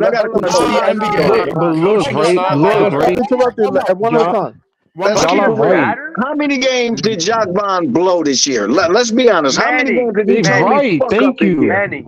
50. So they finished 5 games out of the play-in. How many games did Jacques Vaughn basically? Wait, hold up, y'all. Look, right? If y'all talking about this play-in, first of all, Chicago and Atlanta was not above 500. Right. Only reason why they made the play-in was because they won the games they were supposed to freaking win. Right. That is the only reason that they were in the play-in. Yeah. On our end, we failed to. If y'all look at the losses that we suffered this year, we lost these the are Hornets, all games where we had We leads. lost to the Wizards. Yeah, we lost so many fourth quarter leads. Listen, this is a big point. We're not actually good. were the lead. No, because we couldn't execute when it mattered most. Here's Yeah, another if we thing. scored more points than the other team, we would have won. I know, but OJ, we went from having Harden, KD, and Kyrie, 3 of the best fourth quarter closers, to having nobody that can really close on this team, and Thomas wasn't even playing a main role till the end of the season, though. Yeah, like, exactly. It's personnel. We don't get enough players. There you go. You figured it out. We had bad coaching. We had bad coaching, man. I want to say this. The thing is, BK, this is why I'm like, I can understand other people saying this, but you watching basketball for so long, I really expect better takes because, everything is, basketball is a process. We talked about this. Look at Devin Booker and his process. Look what happened with his team. He got great players, but they still suck. All right, I don't know.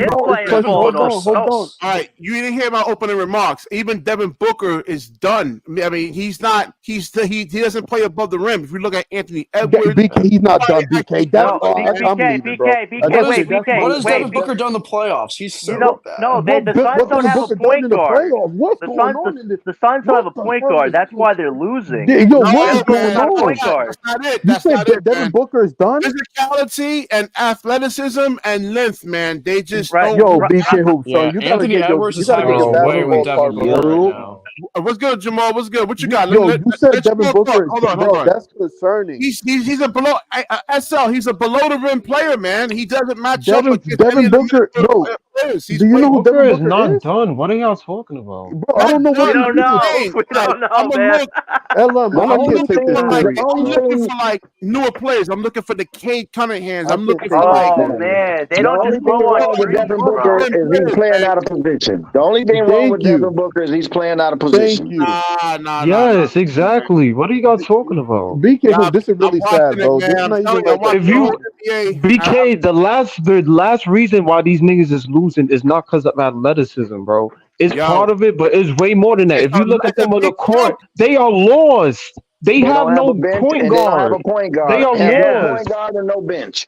No Yep. center. They have no Yeah, real Yep. center. Exactly. It's not because In of the no playoffs, athleticism. hold on. In the playoffs, they don't go through to the bench. It's always an 8 or 9 man, 8 man deep. Right, because They you don't had even go deep. They don't CP3. even- You had CP3 as the head of that the McHale and But see, Aiton like, matchup You know what? when You he know what was I heard. You there. know what I heard today. We're getting Wait. exposed. You know what I heard today? There was a source in NBA Central that said they want to play Isaiah Thomas over Bradley Beal and have him come off the bench. When you enter that type of conversation territory, That's crazy. you know the Suns are done, man. They're in the dark valley right now, man. Hold Of on. BK bad. Hoops, I'm really disappointed in you though too. Do you Uh, watch No, the Sun? no. Yo, did you watch the Suns playoff last year? Yo, you need an Anthony No, Edwards. hold type on. player. They don't have that. Hold on. Do you watch the Sun playoff last year? Yeah, I watched it. They played. Did they play Denver or something like that? Yeah, You see what Devin Booker did? I know that. Listen, He He killed them. scored like 30 points every game. Yeah, I know.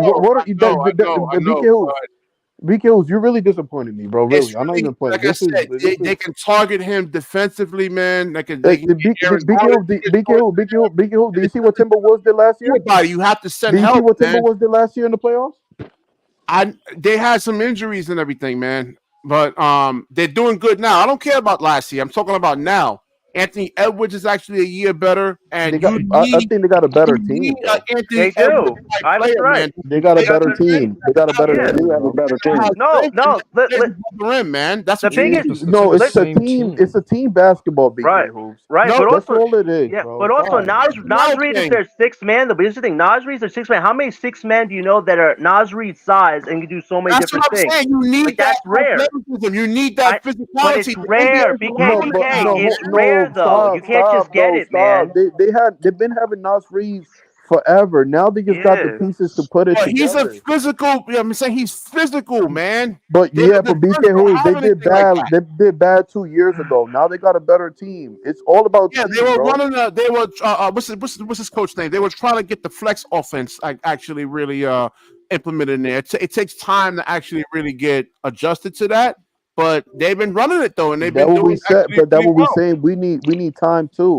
But let Yeah. Jamal Okay, talk. you're not wrong. You're not wrong in your take, but that's not the only reason though. Like, it's so many reasons Have you that guys why ever they're played losing. against like Division I athletes, man? Like guys like Oh my McGriff? God, Seriously, man. Ivan, what is he Like, doing, man? I don't know what I he's doing. plead I the don't think he fifth. realized what he's This doing. is BK's. I plead the fifth motion, man. Yeah, It's I not. think I'm trying to tell you, man. Like I played against like hyper athletic guys. I'm not a hyper athletic guy. I'm a below the rim player. And I'm telling you, the struggle But with these hyper athletic guys you're talking about, they tend to get injured early in their career, bro. Right. Good point, Anthony Ella. Edwards not injured. And- Aaron and- Gordon's not injured. bro, hold on, Derrick BK. Rose. You know, Aaron BK Gordon is not Rose- the player he was. He's better on Denver No. now. They But have the him in fact a of the different matter is, role. I don't know how long you've been watching the Nets, but Aaron Gordon, when he was in Orlando, he used to annihilate us. We had no answer for him. None. He was too small. I remember, but that's not all there is to a player. Is what I'm trying to say. It's Bro, matchups. you know, It's matchups, but you see what Luka is doing. To these. You see what Luka did in Game 2. It's players like, yeah, the athleticism is part of it, but I value IQ more than athleticism. IQ is going to get you. Good IQ point. is going to get things Point. done. IQ is going to help your team win. IQ is going to help you put wins on the board. Yeah, Athleticism example, only Jokic. helps you go so far, bro. And Prime listen, Jokic can't example, jump off a barn Like, he controls the game in so many ways, bro. It's not just on the offensive end. It actually helps you on the defensive end too, though. That's what I'm saying. Right. It helps you Not actually. really, because Zion can't defend, and he got mad athleticism. Watching the Lakers and the Nuggets, man. You have what's his name? Jokic got no athleticism in his bone. Nope, Jokic can't jump over a quarter, but he's smart as fuck. He don't got it. Exactly. He just got to lift his arm up. I'm watching the Laker game. And I'm watching Contavious Caldwell-Pope, and I'm watching D'Angelo Russell guard him. And he does a simple little L cut and able to get free. And D'Angelo doesn't have the athleticism just to close out and try to contest. Yeah, but you harping on snapshots like 30 that game, no? You harping on snapshots of a game. I don't know what he's talking about. No, I'm talking about game one, not game two. Game but one. Hold on. Yo, BK. Okay, I want to say this, BK Hoops. Do you see Murray, how he scored on Anthony Davis? You saw that, right? Yeah, we saw that. Okay. You know why he scored on Anthony Davis?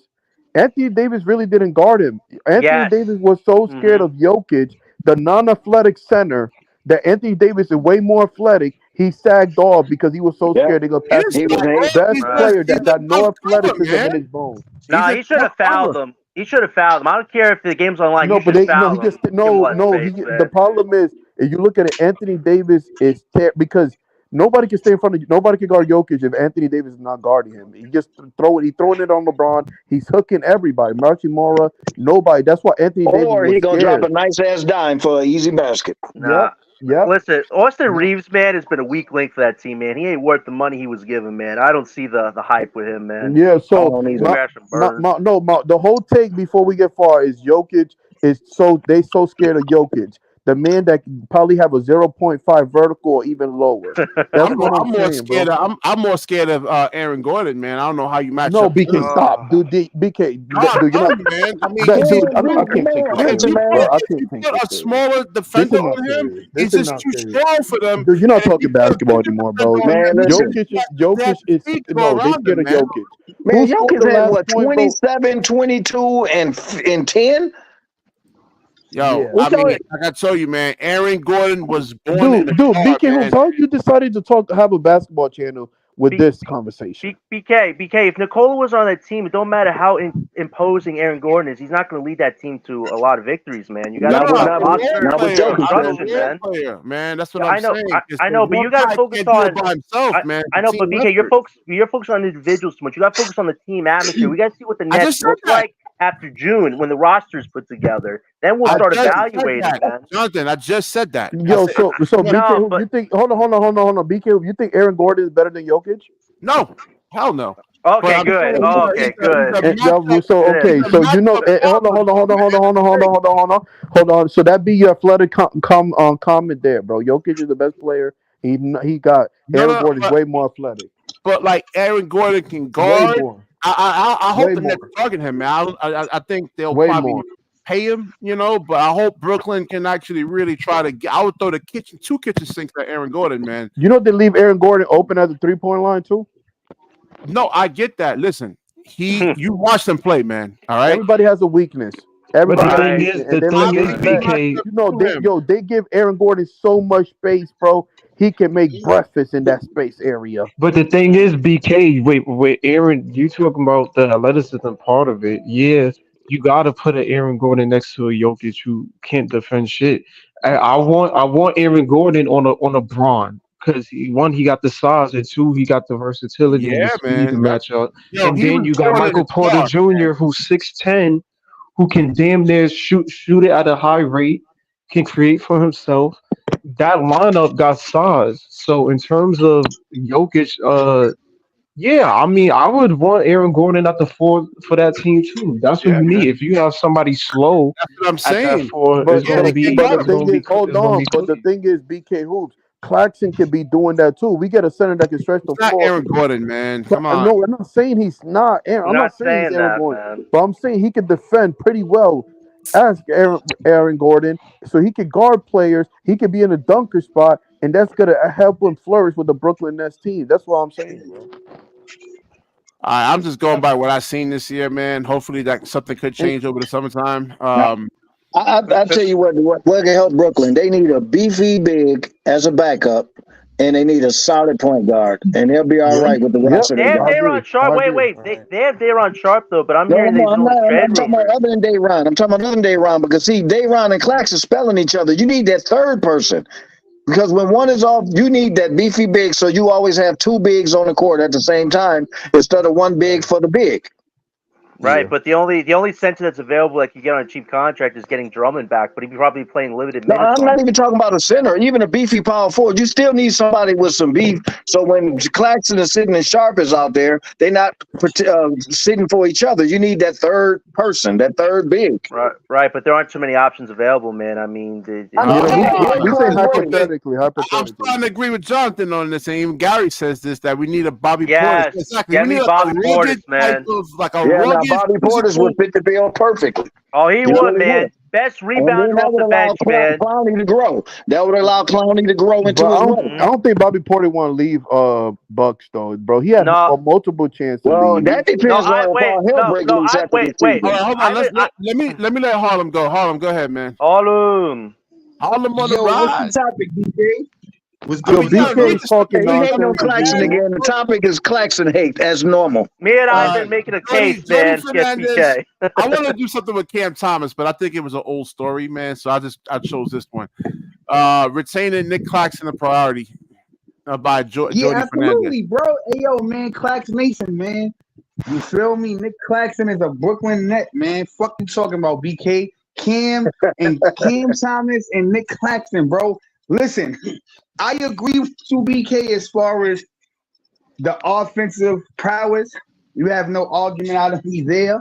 But again, bro, I told you they judging Claxton off of defense. Now, again, I do agree. He need to get a little offensive bag. So I have no argument there. But defensively, bro, and the kid is a juggernaut, man. It's only probably like maybe 3 or 4 players in the NBA that I could definitively say is better than him. But Clax is probably top 5 defensively in the NBA, man. And he could guard 1 through 4. You feel me? His size, definitely. And blocking the shit out of shit. So he definitely got I wish they probably could put him at the 3, because like I said, the 4 No, is but look, not sure that happens. He's messing up again. I mean, what we're saying, how he's starting to mess up? Better with the 3s than the 4s and the 5s, man. Let me get BQ. Let me make it better. Let's put him at the point guard. No. Yes. Better idea. That's a better idea. Why y'all bullshit, man? What are they gonna do with Simmons, man? They ain't gonna run that Simmons shit again this year, man. Listen, you with Ben Simmons, you have April, May, June. Oh, man, it ain't gonna work, man. Ben Simmons is ass. He's the odd man out. I know they gotta pay him. Hold on. He's already up to 10 rehab videos, man. It's not even June yet. I think he comes back healthy. Hold on. He has April, May, June, July, August, September, October, mid-October they start playing. So he has almost 6 months really to get his body really. He should play off the bench. Hold on. I got a better idea. I got a better idea. I'll figure it out, BK Hoops. Let's put Claxton at point guard. Let's put Cam Thomas at center. Let's put Mikal Bridges at power forward. There you go. We fixed basketball. No, honestly, man, when it comes to Simmons, man, even if Simmons comes back healthy next year, if they're going to sign Claxton and they're going to run this roster, Ben Simmons is an odd man out because he fucks up as good as he is at what he do, and I'm not doubting that. It just doesn't fit anymore. If they're going to re-sign him, that's not true, man. All right. You want to take an athletic, above the rim player and say like. The thing you're missing is if they're going to re-sign Claxton as the priority, then Ben Simmons has to go. Because why would you re-sign Claxton and then sit him down and play Simmons? Right. Because you can play them separately. Yeah, if I'm building the roster, Ben Simmons has to come off the bench because I'm not starting. I agree with D-Rock. No, BK. He can't play starters role yet, y'all been coming up with good takes today, bro. D-Rock.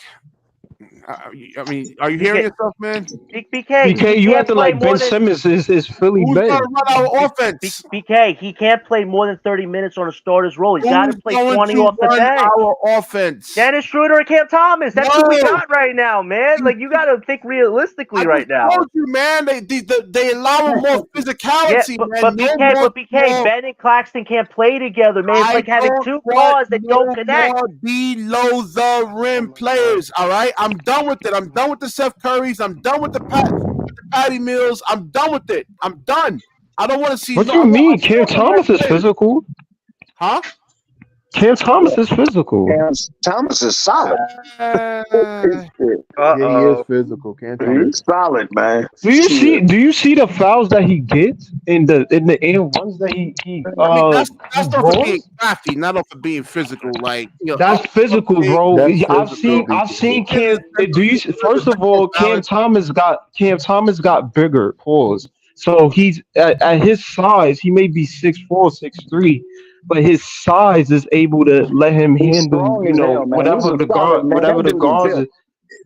Right, he got mad Aki, so he got size and physicality. I've seen him go up against 7'3" bigs in the bigs in the paint. That's not the issue. The only issue is, if you really want to address it, we need more. Cam Thomas gonna give us 30. We already know that. We need somebody to show up who can benefit Cam Thomas. I don't think it's Mikal Bridges. I think we got is later to be seen. We need somebody who can put buckets in the hole. We need somebody that can create for themselves in that starting lineup besides Cam Thomas. We need somebody that's not gonna disappear in certain moments. Well, that was Lonnie Walker, but he's not coming back, man. I think he's going somewhere else. And surprisingly, I'm not hearing a lot about Walker re-signing with us, which is a little shocking. So the options get slimmer. Wofford's a better Ben answer Simmons. Gary's question. I've been I hearing think a lot Wofford of already being able to unlock Ben Simmons' potential. I'm sure it's just hype, but what do you think, BK? But BK, I mean, don't we know if he's healthy. He averaged for his career 16 points a game. BK, but don't you think Jordy's going to get on Simmons' ass if he's not playing up to his full potential, and he might move to the bench? I mean, listen, he made 3 All-Star teams. I mean, 7 years ago, 7 years ago, when Ben was playing, he made 3 All-Star teams. Ben coming up on 30. But Jordy's reputation, if Ben Simmons try that, go to the hoop, but don't shoot it and dribble back out shit, his ass going to the bench. Yo, Jordy's gonna lose it, man. Jordy's gonna I understand, like, because you want to be able to get the other guys involved, man. You know, like Jordy said in this article right here, that you want people to touch the ball. So you don't want to just like Ben had a 42-point game and lost. Oh no! Against Utah. I mean, against Rudy Gobert of all people, man, and they lost the game. You know, so it doesn't make any sense to score and if you're going to actually lose the game. So. And you want to get those other guys involved, though, man. You want to get them. Yeah. So hold on. I want to say this. I saw Ben Simmons play for us for the past 2 years, and I can respectfully say, from the sample size that I got, I never want to see that shit again. But that's what man. We need somebody that's healthy and is making $30 million and actually shows up more than 50 games a year. That's like so simple, like so realistic. Yeah, but I want to LM part. I want to get another person that could create, like I do want to get. I mean, Schroeder. So Schroeder, he could give us 18 points a game. We know how good. Yes, he can. BK, he dropped multiple 30-point games. What are you laughing about? Listen, guys. You're not a Brooklyn fan. I'm a Brooklyn fan. I'm just not a small player fan. I'm done with the small guys. Man. Yo, Schroeder been our closer, bro, for the games that we've been winning in the fourth quarter. He's too small, man. He's been our closer. He's been our closer. He's been closer. Can Ben Simmons close? Can Ben Simmons close? Can Ben Simmons close in the fourth quarter? Nope. I mean, we lost. Yeah, we lost a lot of games. You're stuttering. Thank you. Ivan, the talent boy has the better shot closing than Ben Simmons at this point. Something like that. He will just when they traded Stephon Marbury for Jason Kidd, and then Jason Kidd took us to the finals. I mean, this is not that, man. I mean, Dennis Schroeder was traded to this team, and there was nothing really. We still lost, man. No, but BK, he's helped the young guys. The games that we hold on. The games that we first of all, he came half of the year with a new coach out of nowhere, right. And in the fourth quarter that we did win, it was him. He was basically closing the fourth quarter for us. Yeah, he was. Right. He's only going to be able to do that like 1 out of every 8 or 9 games. BK, for the most part, when we did win, it was him in the fourth quarter. Right. Let me ask y'all this. So Cam Thomas, in my opinion, should be groomed to start at point guard. The reason why I say he should be groomed to start a long time. No, because here's the thing.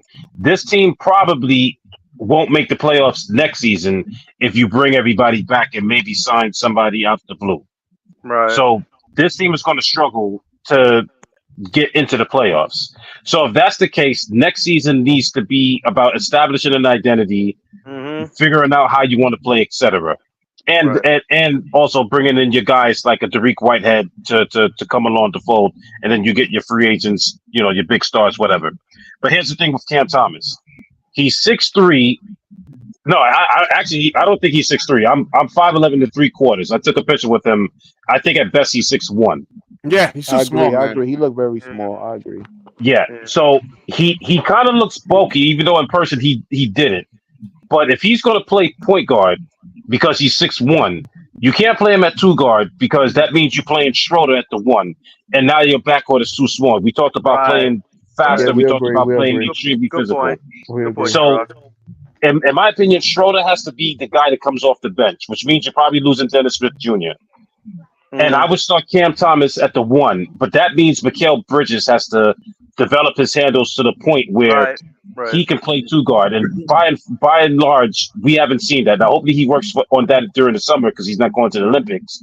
But if he can, that starting backcourt of Mikal Bridges and Cam Thomas will allow you to play, let's say, Cam Johnson at the 3, where he can space the floor, be a sniper in the corner, etc.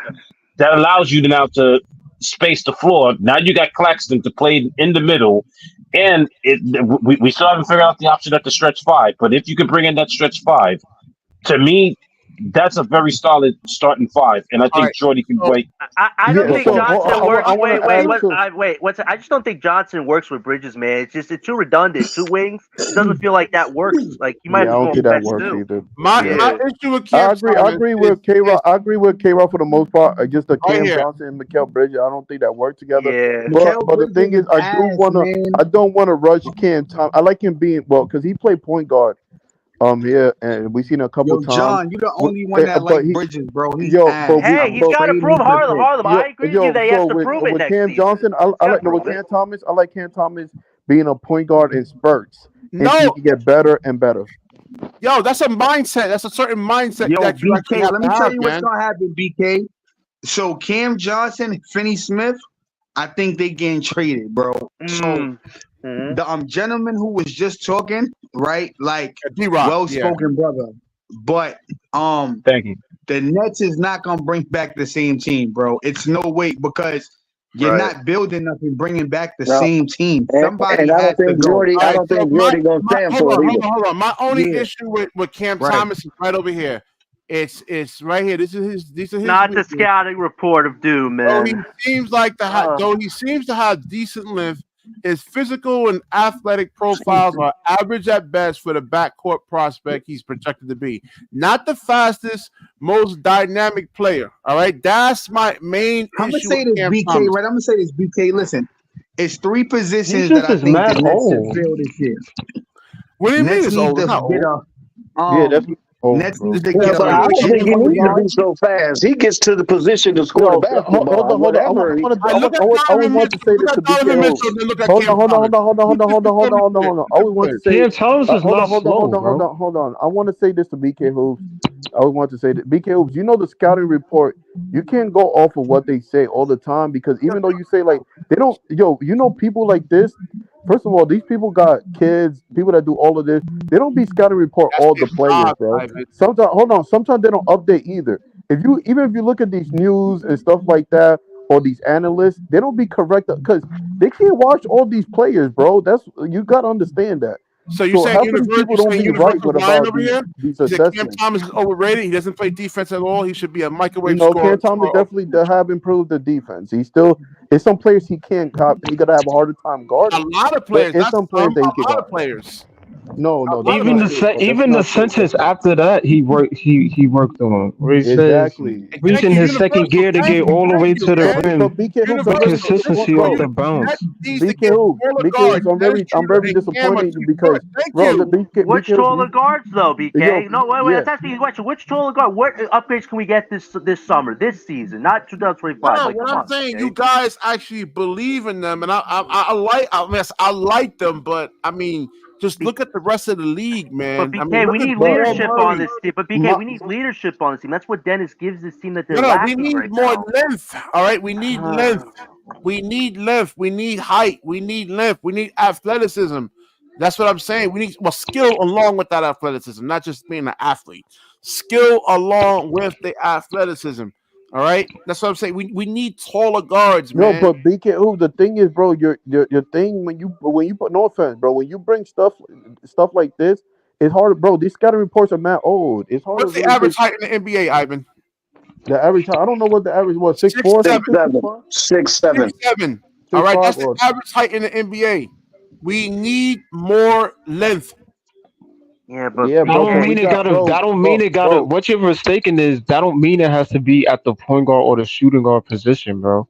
right. If anything, we need more length at the 4, the 3, and the Yes, 5. yes, I don't yes. care Tell us. about the 1 or the Yep. 2 because guards are naturally short anyway. Right. We Trae don't need Young. Most of these guards is not fucking And, and, 6'10", and 6'11". hold on to LM part, No, but look at Kate too. Cunningham. Hold I mean, on, like, He's a rookie. BK, that's a And rookie BK, we you're always talking told about, you, look, though. BK, there's pros and cons to everything. When you're a smaller player, it's hard for these taller players to stay in front of them. I mean, one quick Exactly. step, you're blowing by them. I mean, it's pros and cons to everything, bro. yeah, Kobe said JP, his thanks a hardest lot, brother. matchup Thank was you so much. Kobe said his hardest matchup was Allen Iverson. Why? Small players usually tend towards to get up into you. So it's hard for the tall guys to operate and do what they do because they able to get to the ball or get a quick snatch at Yep. the ball. You can't really operate with small players like they do with the tall guys. Example, So Right. Jalen it Brunson. has it has some benefits, right? Yep. Like Here's a Yo, gem I forgot about. DeJounte Murray. Is that still a trade option this summer? I love Uh, that. I would I love don't think. that. look, they not. talking about No, getting rid of Trey, so DeJounte probably gonna stay in Atlanta. They Yeah, trying to get rid yeah, of Trey, man. yeah. no, Yeah. that's what I'm saying. Right. The NBA's gotten more physical now, man. They allow Yo, more BK, listen, physicality. BK, I'm gonna be honest with you, right? So Finney Smith, he could go. Cam Johnson, he could go. Yo, Yeah. bro, Bridges, in my opinion, could go too, but they probably gonna keep him, right? So, yo, John, you're the only one that like him, bro. He asked, but No, he's it got to don't prove matter. it next season. I said Harlem. I said he's got to prove it next season, man. And if he doesn't, He I gonna will. be asked He's next got to season get again, traded, bro. man. Watch. He Nah, gonna you be got to see how asked it next works, season man. too. Watch. You said the Watch, team's bro. gonna I make don't have no improvements. So faith wait, in him, Harlem, you said the team was gonna make improvements. So let's see what happens if they make improvements, man. So we'll see. bro. Yeah, He ain't because he gonna make fell off a cliff improvements. this He year. gonna be asked again, bro. I promise you, he is. But He here's fell the off a thing, cliff. right? And Now, thank you. Universal's making a lot of sense over here. The Nets play a switching defense. Y'all want to see Dennis Schroeder guard and center? It's not about guarding. It's Oh my what he does as a leader and his offensive output, man. That's He what we're gets trying to his focus hands on. on question, defense. John. He's too small, man. bro, yeah, Oh. I got a bro, question for BK, you, Why would John. why would bro, Shooter be that's guarding the always, center? bro. Thank you. They run I a got lot a question for of you, John. switches, Yo, a lot of pick and I roll. got a Yeah, question for Harlem. you, That's John. cool, but it's Harlem, what's on. your question? Harlem, what's your question, Yeah, man? John. So right now, John, as currently constructed, right? You don't feel like Josh Hart is better than Mikal Bridges right now? Listen. Nah, I don't Josh Hart think does so. some good things on the team for the Knicks, but you're It's trying just to a compare. question, John. Yes or no? Like right now, is Josh Hart better than him? Right now. No, No, Right he's now, this not. moment. He's not. Listen, Josh Hart is playing with some good players right now, man. Like he's done some good things with rebounding, but still, at the end of the day, he plays a role in Josh that team. Hart, He's yo, not bro, right a now, high player on that team, man. yo, bro, like they friends in real life, but right now, if they offered Bridges for Josh Hart, I'm taking that right now. Harlem, Brooklyn is not going to trade with the Knicks, man. That would be foolish, man, to trade with the Knicks, man. They have nothing to give them. I'm just saying because like that's like the caliber player that I feel like Bridges' level is on, right? Is like a Josh Hart. But I feel like Josh Hart, if you look at Josh Hart the last few years, he's actually stepped his game up. Like Bridges kind of took a decline and Josh Hart jumped.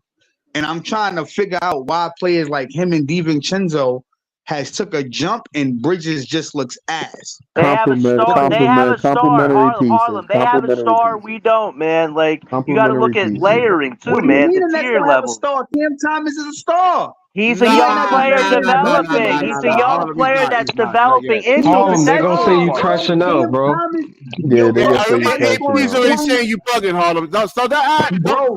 They're gonna say you crashing out, bro. Yeah, bro, you gotta bro, chill. If you scoring 25 a game, you're a star, bro. What are you talking 20, about? He's averaging 21. Nah, I can't give you that. I can bro, think of somebody scoring 21 a game is a star. A star play both sides of the court for me or control play.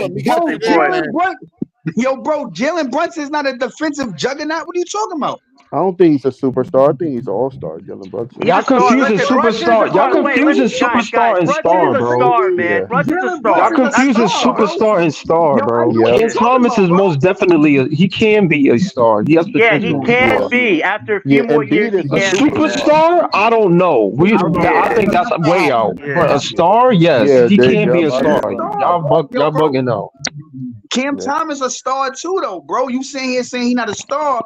The man averaging 21 a game. If you looked at the last 3 months leading up to now, the man was giving you 28 points, bro. And y'all say he's not a star. Harlem in March, his points per game average was higher than most of the leagues, bro. And if you he is a star, you just got to surround him with more people. Yeah, right. I'm just saying, like they saying he's not a star is crazy. He's a star, bro. It's his first year though, Harlem. Like we have to. He's growing into the role. He's growing into the role, Harlem. That's the best way to say it, though. Yo, look, I just made the comparison because I'm like, Bridges is like that caliber player, so they actually made a jump. So what I'm saying is, even though I even say it's complementary pieces, if you was to put Josh Hart on the Knicks, right? No, sorry, on the Nets with Bridges, where Bridges is at, I feel like Josh Hart would make a bigger impact than Bridges. Nah, I disagree. I disagree, Harlem. Josh Hart, for all his faults, Josh Hart is a better rebounder than McHale.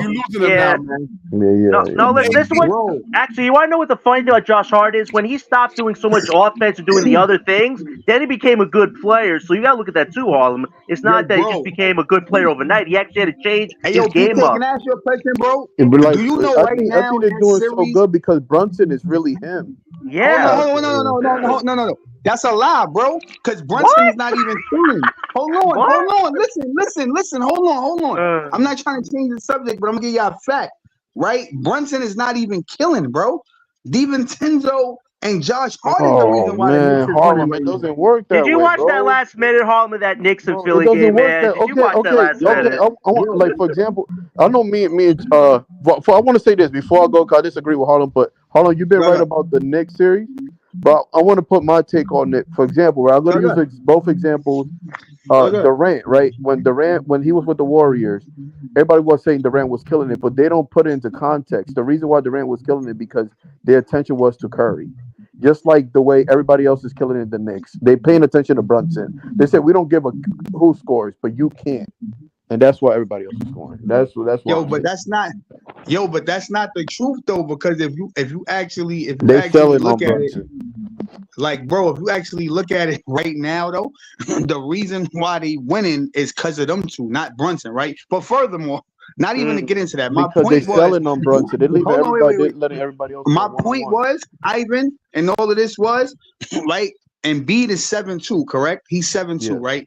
Josh Hart is 6'4". Do you know Josh Hart is leading that series in rebounding, bro? If you know Joel Embiid has a knee injury, you know that, right? Bro. Good boy. Bro, you know why that's a terrible ankle, BK?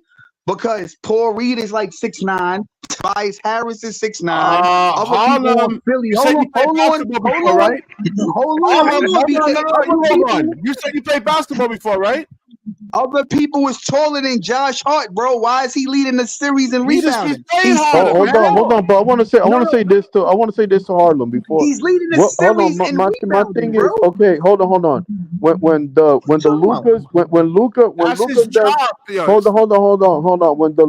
Luka then blew out Yo, I forgot AP when was Luka and good, them my guy. beat up. Hold on, when Luka and them beat the Suns, right, with Chris Paul and all of them. Yeah, I This know. is I hate Jalen talking Brunson. about Hold on, I don't know, hold on. Universal. I don't know. Hold on. This is Jalen Brunson was killing it. What was the Knicks without Jalen Brunson? Can you remind me, please? Less than average. That's Win. what All right, listen. Yeah, that's what I'm saying. Nobody on the stream who's listening cares about the Knicks, man. Really, we don't even care. 'Cause they don't care about us. We don't Yeah, care the about Knicks them, fans man. are toxic. Only Harlem really. Yeah, that's true. Ivan, they already have the I'm Knicks was Knicks just versus talking fan. about. I was Celtics just in the talking about finals John on the Stark. I just scoreboard, said that I man. think he's better than Bridges. That's all. I think he's better than Bridges. Harlem, That's Harlem. all. I get you don't like Bridges, man, but you guys see Bridges bounce back. He had one bad season, man. Like, how many players have you seen throughout this league in your life that have had a bad season and then had a good season afterwards, man? Like, if he has another bad season, that's a different story. But you got to see if he can bounce back, man. Like, we have to see that. Bro, Let me just check you there, man. That's a good take, Jonathan. Excellent. Thank you, That's guys. true. He Thanks, ain't man. gonna bounce back, bro. He gonna be ass again, bro. And Yeah, y'all but just gonna Ivan, make but excuses have you for heard him. what me? But Harlem, you even said this team has to make improvements. They can't afford to have the same thing they have right now, or else it's gonna be a bad season, man. So you have to see that What's too. the improvement though? All right, so Fernandez, however, he said the turnaround could happen quickly. So he's actually. I don't believe that, bro. I don't believe that, Come bro. I on, man. think This is Jordi Fernandez. D-Rock, come on, help me yeah, out. I think Jordy was sounding politically correct. It's gonna take a while for these players to get under. Bro, these players have seen 3 different systems Right. now. It's gonna take a while to adjust. Right. They They also still have didn't 5 adjust to coaches. Kevin Ali's system. Yeah, they also had 5 He coaches also too. said that we'll see results right away. Fernandez said this industry is about getting results and getting better. So Yeah, but BK, Go you ahead. know what that means though, right? That means that Sean Marks to make a big move if you expect results right away. This same thing is not going to get you those results. So who's telling the truth, man? I'm telling you, this back and forth teeter tot thing that Marks has with rebuild and contending, he's going to keep doing until he has to show his cards. Now, listen. So hold on, I want to say this It's before more you than go, BK. likely Cam Thomas is going to be. Cam Johnson is going to be on this team again. I don't think a lot of teams actually want him. I know how you guys feel, but we got to be realistic over here, man. I want to say this. I don't like how big market It's gonna be the teams same like team, Brooklyn. I don't like how big markets teams like Brooklyn, LA, and other markets teams. Like, bro, my thing is they want results so fast, and we never stick to one coach. Wonder why we never improve. Like, you keep switching different philosophies every day. It's like the me league going is to a, hold changing. on. Listen, It's like Yo, hold on. can I hit that point real quick? Yeah, Yeah, D-Rock, comment, bro. Here's the thing. A lot of people hated on Steve Nash. You know why Steve Nash was the perfect hire? Because Kevin Durant and Kyrie Irving went on a podcast and said, we don't need a coach. And Sean Marks listened to them. And he gave them exactly what they wanted. And when they realized how dumb of an idea that was, they realized they needed a coach. It was supposed to be Ime Udoka, but Kyrie Irving got into the issue with the Jewish folks and that thing that he was promoting on or tweeted about on Twitter. Yeah. And he wouldn't hire him.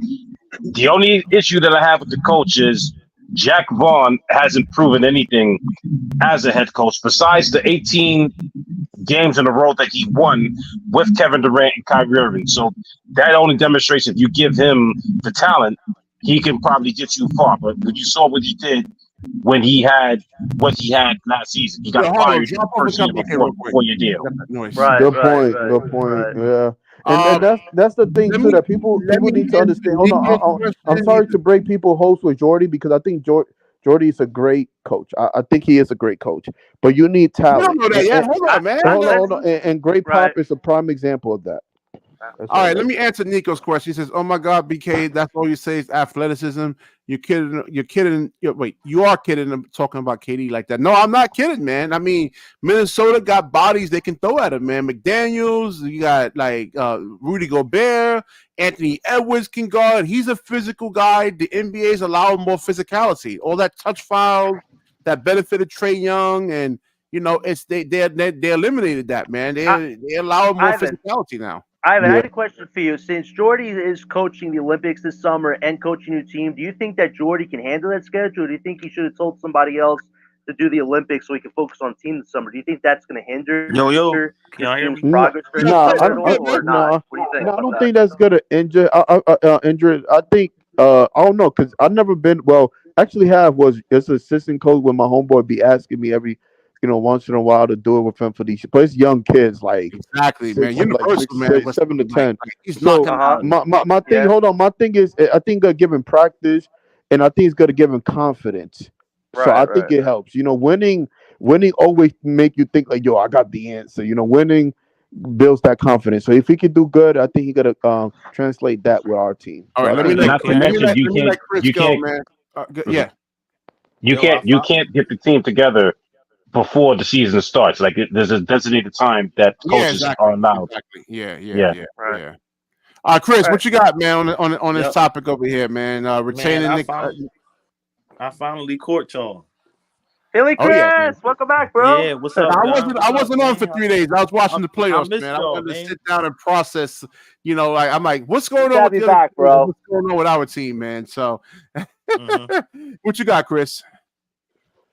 Bro, I don't even know what to say about this signing because like they keep talking about his experience, but I'm like, okay, but like it's good that he's got that experience, but like Now, what you think about like Jordi Fernandez? Actually, you're breaking up. You're breaking up. It's totally different. Like that European experience, and he's been coaching since he's breaking up. Yeah, you're breaking. You keep breaking up. Yeah, Chris, check your connection over there. All right. Yeah, it's a connection.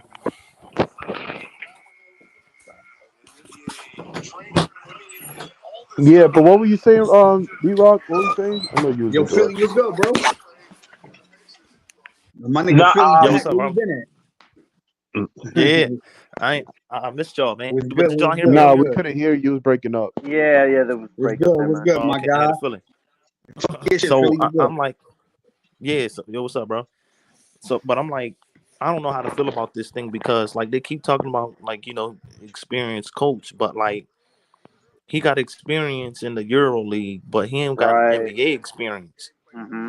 Like he's been alongside Mike Brown, but like he wasn't a head coach in the NBA. So total different ball game. Yeah, that's the main thing. Can other But players? hold on. But you got to start somewhere, though. That's the way. No, that's a fact. But what I'm trying to say is like so. That's why I think we're going to go in rebuild mode because like he's not I could be wrong, but I don't see him as like a coach that can lead this team to the playoffs. Right. What does he say about Ben Simmons though? Let me see something. Then another thing about like what John was saying, he was talking about like how he got this tough schedule, like he's going to go coach this summer, isn't he? Right. Yeah. And then you got to come back, and then he's talking about he got to come back July, August. I'm like, what the fuck? Like, that's too much. Let me ask you a question, Philly. It's a little weird, man. Like, shouldn't you just focus on a team and get somebody else to do that? Like, use this whole summer to get to know the guys. Like, build that chemistry. That's go away together to the mountains or something, man. Have a training camp. Like, it feels like it's schedule overload, man. Like, I get Jordy's on that schedule, but focus on the team, man. You already did the I got a question for you, Philly. This is first time being the head coach of this team, so it's like you should be. That should be your priority, is basically right. So since Jordi Fernandez got like a little connection with Zach Edey, do you think it's a possibility he could kind of be in Sean Mark's ear, like, yo, I got a connection with this kid, draft him? What you think about that? No, he's gonna unless he go undrafted because Brooklyn don't got any picks. Right.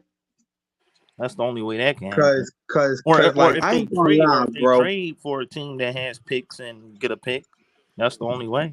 If you could get a Zach Edey, bro, that shit like hell no, man. No championship, but a Zach Edey, bro, he fits a lot of the Nets. He fits a lot of the Nets' needs, man. Offensive rebounding. I don't see how we can get him, Harlem, unless we trade Claxton, man. Dorian Finney-Smith's not going to get you a high draft selection, man. I was saying Dorian Finney-Smith for Nikola Jovic in a first round. This is what I think about Edey, right? I think he should be on a contending team. Oh, okay. Yeah, he's good. I like Zach Edey, bro. I fuck with Zach Edey, bro. He not no bum, bro. Yeah, no. He's just slow. Outside of that, but he's still able to get there. Like I saw. Yeah, he effective, bro. In a drop, and he was doing all right because he was able to get back there with his length. You're talking about college players versus pro players, man. It's a difference, man.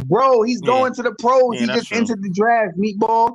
No, what I'm saying is like you're talking about him guarding college players versus pro players. There's a difference, man. That's You're fair. right, That's Harlan, fair. you're right, That's you're fair. right. That's fair though. BK, But that's why I said- you gotta learn somehow, bro. But it's like, dogs, you be but that's why I knocking said people until he you should give go them to a a chance. contending team because Like, he would really fit in Give- well with that type of team. Then give it would the take kid him a a little chance, while bro. to adjust with a like a. And you don't even know what he could do in the NBA. You already like, yo, he gonna get killed. Like, how you know, bro?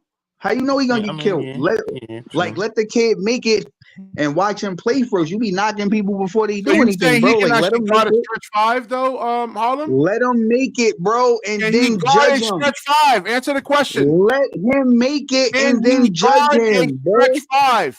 Again, all right, bro. D-Rock, I got you. Judge Yeah, him Look. I gotta get up To be fair, y'all both got good points though. Like that's how it is. Like you can say, "Oh, I don't think he's gonna do such and such," and then you can, be on the positive part on it. Like, yo, maybe he can do that. Well, here's the positive thing. Zach Edey's like the only guy that everybody in the NBA now wants. The guys who are getting first and second, they're not even getting no screen time. Like there's somebody called Sar, but it's like nobody's talking about it. They're talking about Zach Edey and Bronny James. That's what they're talking about. Everybody else is just irrelevant to this whole draft. But I don't think the Nets could get him. Well, who do you think? Who do you think is draft? Yeah, not too many people I've heard besides Edey or Bronny James that are getting the more spotlight. No, what about the kid from Kentucky? They talking about Cody Williams. They talking about damn, it's another kid, the dude that he was playing with the G League tonight. Ryan Holland or something like that. Yeah, we'll look into that. We'll do a separate video on that, man. They got let's do a draft study on that, man. We gotta get. Well, I mean, Zach Edey, listen, if you're gonna play him in the NBA where it's spacing, I mean, he better be able to dominate, score, like he gets the ball, 7 or 8 out of 10 times. He better put the ball in the hole, man. If not, he's gonna be a liability out there, man. No, that's Yo, fair. bro, was you watching Zach Edey in college, bro? He was cooking. Harlem. He There's a difference between playing against 15-year-old kids and Division I players, man. Yo, BK, let me ask you a question, BK, because I'm about to shut your fat mouth right now. How many people in the NBA at center is 7'4", 300 pounds? How many people, bro? Bye, D-Rock. Because I don't know nobody. Hold on, because I don't know nobody in the NBA 7'4", 300 pounds. So if you know somebody 7'4", 300 pounds, nobody's stopping. He still got to play defense, dumbass. Seriously. No. I'm talking about offensively. Who's gonna stop him, bro? Who gonna stop him? It's called a double team. Stop him. They're gonna run. Legs. All right, and if they double team him, people gonna get open threes, meatball. That's what I'm trying to tell you, bro. That depends on who you have around. Oh my lord, man! Yo, bro, if you play him on the Nets, right? John is like gun hold on Mikal fucking Bridges. So you telling me if you put Zach Edey on the Nets, bro, Bridges and Cam Johnson, you think that they gonna be that bad that they can't hit shots around this man? That's I don't see Edey on this team though, Harlem. That's the thing. We don't have the assets to get him. Yo, John, mind your business. I'm talking to BK. No. Hold on. I'm asking him a question. Nah, Philly, it's been crazy for few podcasts, good enough to make shots? You don't think that they good enough to make shots? If he double team? I don't see why you would want to double team him, man. I mean, you would have to. Again, he's 7'4", 300 pounds. So what I'm trying to tell you is you keep trying to. They said he's slower than Yao Ming. I mean, was you watching him in college? Nobody can stop him, bro. That's college. Oh my god! Again, nobody is 7'4", 300 pounds, bro. In the NBA, who's stopping him, bro? Who? Harlem, you guys get what he does in this first year, man. Not many bigs in their first year are going to take off, man. Like, there's some that just don't. Like, it happens. Come on, you guys see what he does in his first year, man. And is the coach going to trust that? Harlem, is an experienced Harlem, if he lands on a contending team, do you think the experienced coach is going to play him off the bat? No. He's going to play the other guys first. I don't even see him surviving summer league.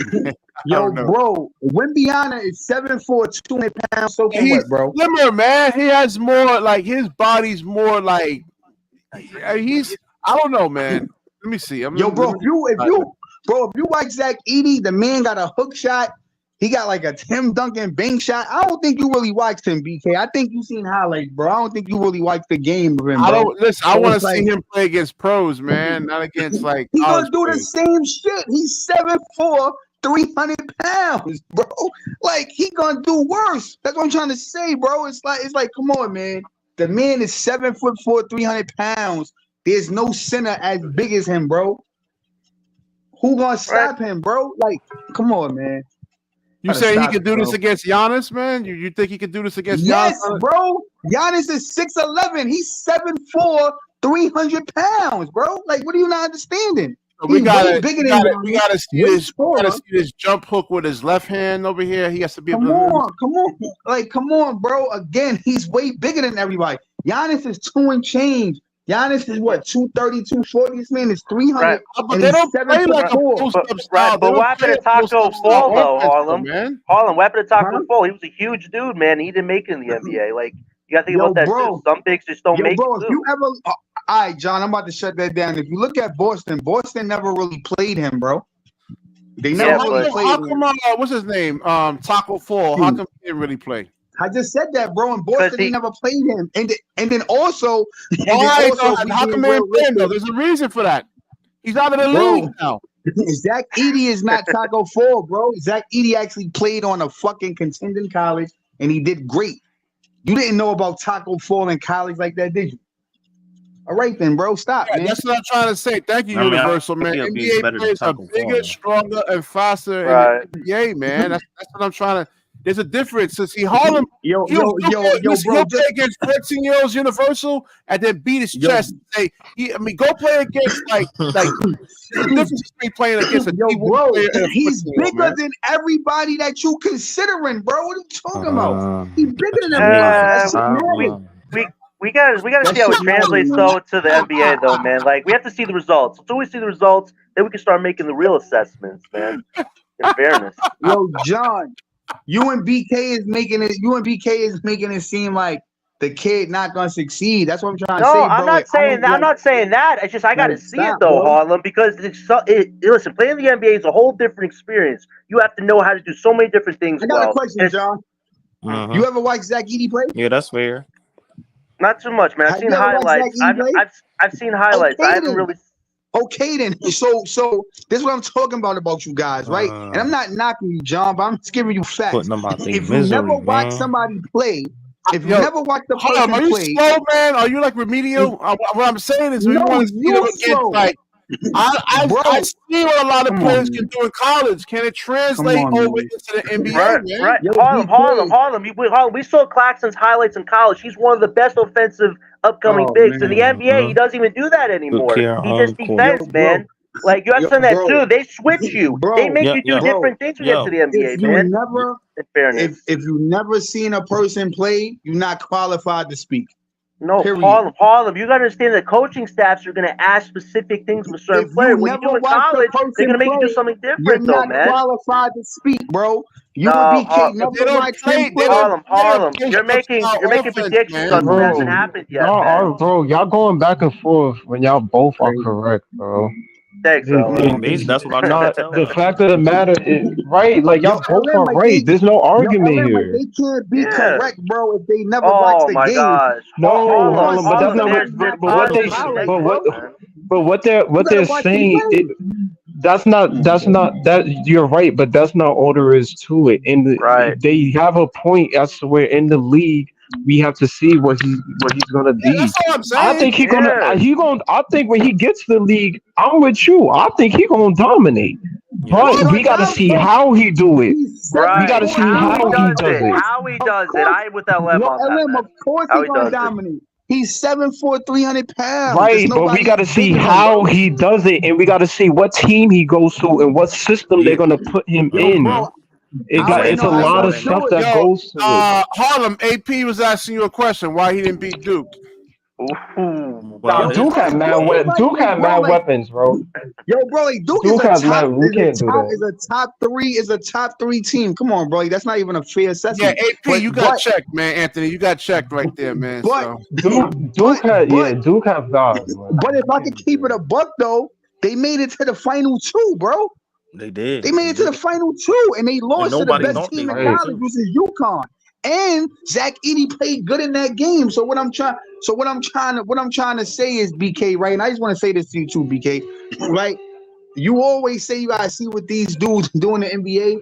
If you're going off of like the last 10 years, bro, most of the college like kids that were supposed to be big, they all did good in the NBA, bro. All of them. If you look at Kentucky, hold on, John. If you look at Kentucky, you look at Duke, all of these guys, bro, Cousins, John Wall, Zion, Kyrie, you look at all of them, Tatum, all of them did great in the NBA, bro. So for the most part, what I'm saying is usually when you're like highly scouted in college, 10 times out of 10, bro, you do good in the pros. It's not too many people you could go back and be like, oh, this guy was highly scouted and he went to the NBA and was ass. So that's all I'm saying, bro. You know but most of the guys you named, Harlem, was number one picks. You think Edey going one? No, facts. But I'm just saying. No, I said highly scouted guys, right? Like guys that was. You know what I mean? Now, see what Nico actually just said over there, man. College doesn't have a 3-second in the key. He lived in the paint. NBA is a whole different other animal, man. He can't just paint. I'm not saying that, but what I'm saying at 7'4", 300 pounds, I'm not expecting this kid to go to the NBA and have a hard time. Why is he not? If he's going to be so dominant, why is that a number 1 to 5 pick? Oh my God, yo, bro. I mean, I'm not having. Come on, just answer the question, bro. I'm not having this bro, because it's a slow conversation and that angle is terrible. AP asked the question. You call him slow. I'm just kind of agreeing with him because it's a stupid. I guess it's a stupid argument. It's not stupid. What are you talking about, man? It is. Why is he not a number 1 pick? Why is he in the first round pick? He's like the best mode and jockeying for position to draft him then, bro. Bro, a first round pick doesn't define you, bro. Like how good you gonna be, man. That angle is nasty work, bro. Find another angle. That shit nasty at this point, bro. Like that shit don't define you. He kind of checks you, Anthony. He got you there, man. He got you. Yo, bro, you could be a number pick and like be ass, bro. What happened? What happened to the dude on Cleveland, bro? What was his name? Bennett. He was terrible. Yeah. He was terrible, bro. He was like Kwame Brownish type shit. But Kwame Brown had 10 years, though. He had 10 years. He had 10 years in the NBA. He did, but it was 10 nasty years, BK. So it wasn't like it was 10 good years. A lot of players get bounced out the league and everything, man. He had 10 years in the NBA. You know what I'm saying? He just found the role, man. I'm just saying, it could be anybody. It could be you, BK, at 7'4", 300. I'm always gonna go with the size and the strength. If it was you coming out of college, 7'4", 300, bro, it's no way I'm like, yo, this kid is coming out. Nah, man, I still gotta be able to play some defense, man. It's a perimeter-oriented game now, man. They go outside in, not inside out. Harlem, I think the biggest thing for Edey is, can he defend people at the three-point line? Because people at the three-point line might eat off of Edey. Yeah, man, that's what I'm trying to tell him, man. These guys are good. And do y'all like Rudy You see Gobert? the Lakers right now, they're struggling to actually... Do y'all like Rudy Gobert? Well, Rudy's actually playing winning basketball, bro. Yeah, but he's playing winning basketball. Do y'all like Rudy Gobert? Do y'all like him? No, yes or no? Rudy a bit faster, bro. Yeah. On his feet. Rudy a bit faster on his feet. Yeah, he has. Okay. He has. Cool. No. I'm not saying that, Philly, but what I'm saying is when you look at Rudy, right? Even DeMarcus Cousins pointed this out. There's times in the game you can't even play Rudy because he's not fast. So when people keep talking the fast shit, he was just saying a hypothetical because of all the backlash that was getting on Rudy, man. Yo, bro, Rudy was solid. Y'all watching these playoffs? Hold on, wait. No, I am. Look, Chris, I'm glad that Rudy's finally playing winning playoff basketball. He's got to get out the first round, man. He cannot just be a first round get out guy anymore. You got to bring it. Yo, bro, Rudy Gobert has no offensive game, and he can't come out and he can't defend nobody for real, bro. People blow He's defending KD. No. Right. This is the point that I'm making, BK. Right? Exactly. If Rudy could be effective, I'm saying Zach Edey could be effective. They could both. He's gonna be more effective. He's gonna be even way more effective than Rudy. Nah, Rudy's an athlete, man. Rudy ain't no not athlete. factoring in the athleticism, man. I mean, Rudy's a better athlete. Yes. Yeah. Yo, BK, Rudy not an athlete at all, bro. Rudy Gobert, Whoa, bro. He's an whoa. athlete. Oh my He ain't no goodness. athlete, bro. Yo, He Chris, not you no missed some athlete. He not no Chris. Oh, do y'all see what I gotta do over here? BK, He ain't no athlete, bro. Chris, Rudy Gobert I don't know ain't if no you saw the athlete, last bro. stream. He said that Joel Embiid is not a good scorer, man, or something like No, that. I didn't. No, I didn't. You said No, I something about didn't. Embiid, like No, not I athletic or didn't. something. You What'd you see, say, man? John? You No, wait, see, what'd John? you You be say? What'd you lying. say? No, wait, I'm All asking right. clarify. What did you say though about you? All right, let me clarify it. Chris is here, I man. say he's not a skilled big man. Now hold on. Yes, he is. Oh, Hold on. so he's not a good scorer. So I was right. Yo, Thank you, bro, Alan. hold Yo, I'm on. clipping this. I'm Hold clipping on. this. Can I explain? Can I explain? Can I? Hey, yo, Philly, can I explain Philly, and then you got the Yeah, floor. please. So I okay, gotta right? hear this. So I now again, everybody got their own opinion, right? So you don't have to agree. That's all good. I respect everybody's opinion. But here's my thing, right? Yeah.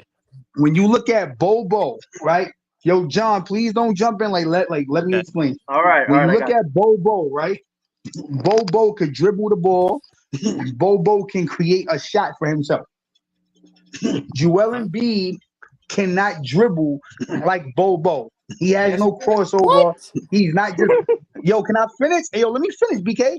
Because you always want to pull up the highlights. We could damn sure pull up the highlights on that. Big facts. So when you look at Bobo, Bobo can cross you. Bobo can bring it up. He got handles to create his own shot. Embiid cannot dribble like Bobo. Embiid usually catches the ball on the wing.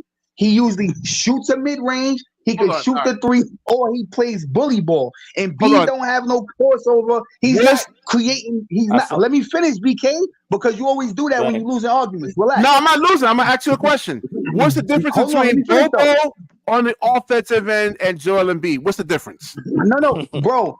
Embiid is better. I'm just talking about skill-wise. So we're not changing the argument. I'm talking about skill. Let me finish. So Bobo can dribble and he can create his shot. Joel Embiid cannot dribble and create a shot. I'm gonna say it again. Wow. He can shoot the mid-range, he can bully you and score, or he can hit threes. He's not dribbling the ball like Bobo and doing moves to create a shot. So that's when I say skill, bro.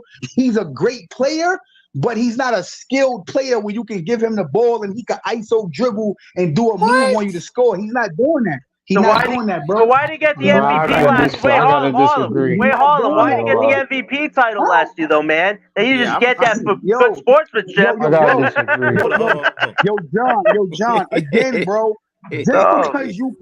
Just because you can score efficiently doesn't mean that you're skilled. All I'm saying is he can't dribble effectively and create a shot like Bobo.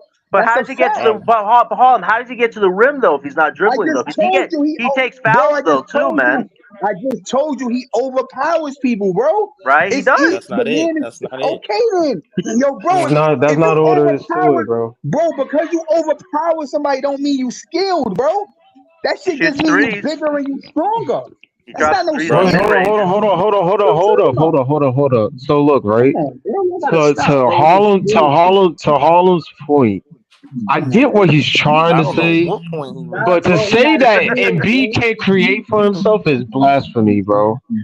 Like it's actually you can't say that. One, I'll put it like this. Let me explain.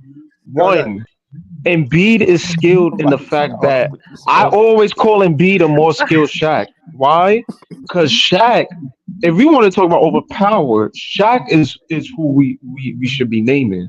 Right. Shaq never had a post game like an Embiid. Wait, let him finish. Shaq never had a mid range like Embiid. Wait, let him finish. Let him finish. Shaq never had a post-up game like Embiid. Shaq never had a mid-range like Embiid. Shaq never had a three like Embiid. But he used his physical prowess to get by. And to Shaq's point, he said that was kind of his downfall.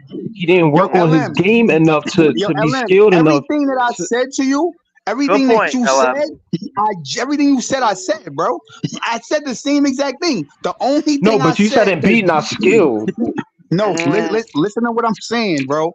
Because you guys don't listen and then y'all flip my shit. I said Embiid could hit the mid-range.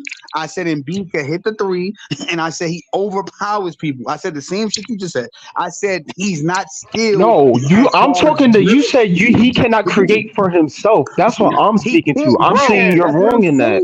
Bro, I said he can't dribble and create a shot off the dribble. Bro, I've seen Embiid do a between the legs step back three at the end of a third quarter game, bro. I saw that one too, man. I see it. What do you mean? He can create for. He's a 7-foot shooting guard, if anything. Bro, how many times you seen him do that, bro? Plenty of times. If anything, more than once. He's been doing that for most of his career. I can clarify. Wait, no, wait. I can clarify this. Zach Edey is not a Joel Embiid or a Rudy Gobert. Check. Hell no. There you go. Right, look at this, bro. That's creating for yourself. You can create, bro. That's blasphemous. Yeah, let's see these good highlights. Look at this. Look, here we go. Low play. He's you know Embiid grew up watching. You know Embiid grew up watching Kobe and these guys and Hakeem and them, right? Yo, bro, hold on, bro. The man literally, hold on, bro. Look at that. Yo, y'all niggas don't know ball. The nigga legit took the ball and he just hold on, bro. He switched the ball from the right to the left and shot a midi, and y'all say he's skilled. Come on, bro. Hold on. If Joel Embiid was on this team, if Joel Embiid was on this team, Cam Thomas would be averaging 40 points. He should not be doing that at his height. He should not be doing any of this at his height, bro. Yo, bro, y'all the same guys that think Ben Simmons running up and down the court passing is a skill too, right? It is a skill, bro. Come on. What are we talking about? Harlem, I usually agree, but you dead wrong on this, bro. This is crazy. Bro, the man can't really. How can you look at what you're saying on the screen and say he can't create for himself, This is what I gotta deal with all the time, man. You don't know. He's not a great skilled player, bro, like that, man. Stop. He can't dribble, bro. Come on, bro. No, I can't agree. Okay. So he's definitely skilled. I respect everybody's opinion, bro. Like I'm not here to discredit nobody's opinion. All I'm saying is the man. I ain't saying the man is not a good player. I'm just saying the man don't have the handles to create. That's all I said. He's the most skilled out of the 7-footers in the league besides KD. I'm telling you. That's all I'm saying, bro. I gotta get up at 5:20 in the morning, man. I'm gonna wrap this up. I'll be on tonight, man. You got way more stories, man. Harlem needs to turn out. I don't time nobody out, Manny. Fun podcast, guys. Philly Chris, come on again, man. All right. That's what said. I'm dead. He don't got no hands. He can dribble like he plays from the perimeter too. I don't know what he's. Yeah, man. I don't know. Bro, the man not that. Listen, bro. If you look at his game predicated to Yoki's game, the man might not be skilled at all. Like, let's just keep it a buck. So it's why did he get the MVP over Nikola last year, man? If that's the case, he got the MVP over Nikola. All right, I'm gonna be on tonight, man. I'm about 8:30ish. Come on, man. I'm be on a little earlier. What are we talking about, man? Like. Harlem, you need a timeout, man. You gotta go to bed, man. You gotta go. All right, have a good night, guys. Fun podcast. Definitely like, subscribe, share the video. When you share, the universe really shares back with you. Peace.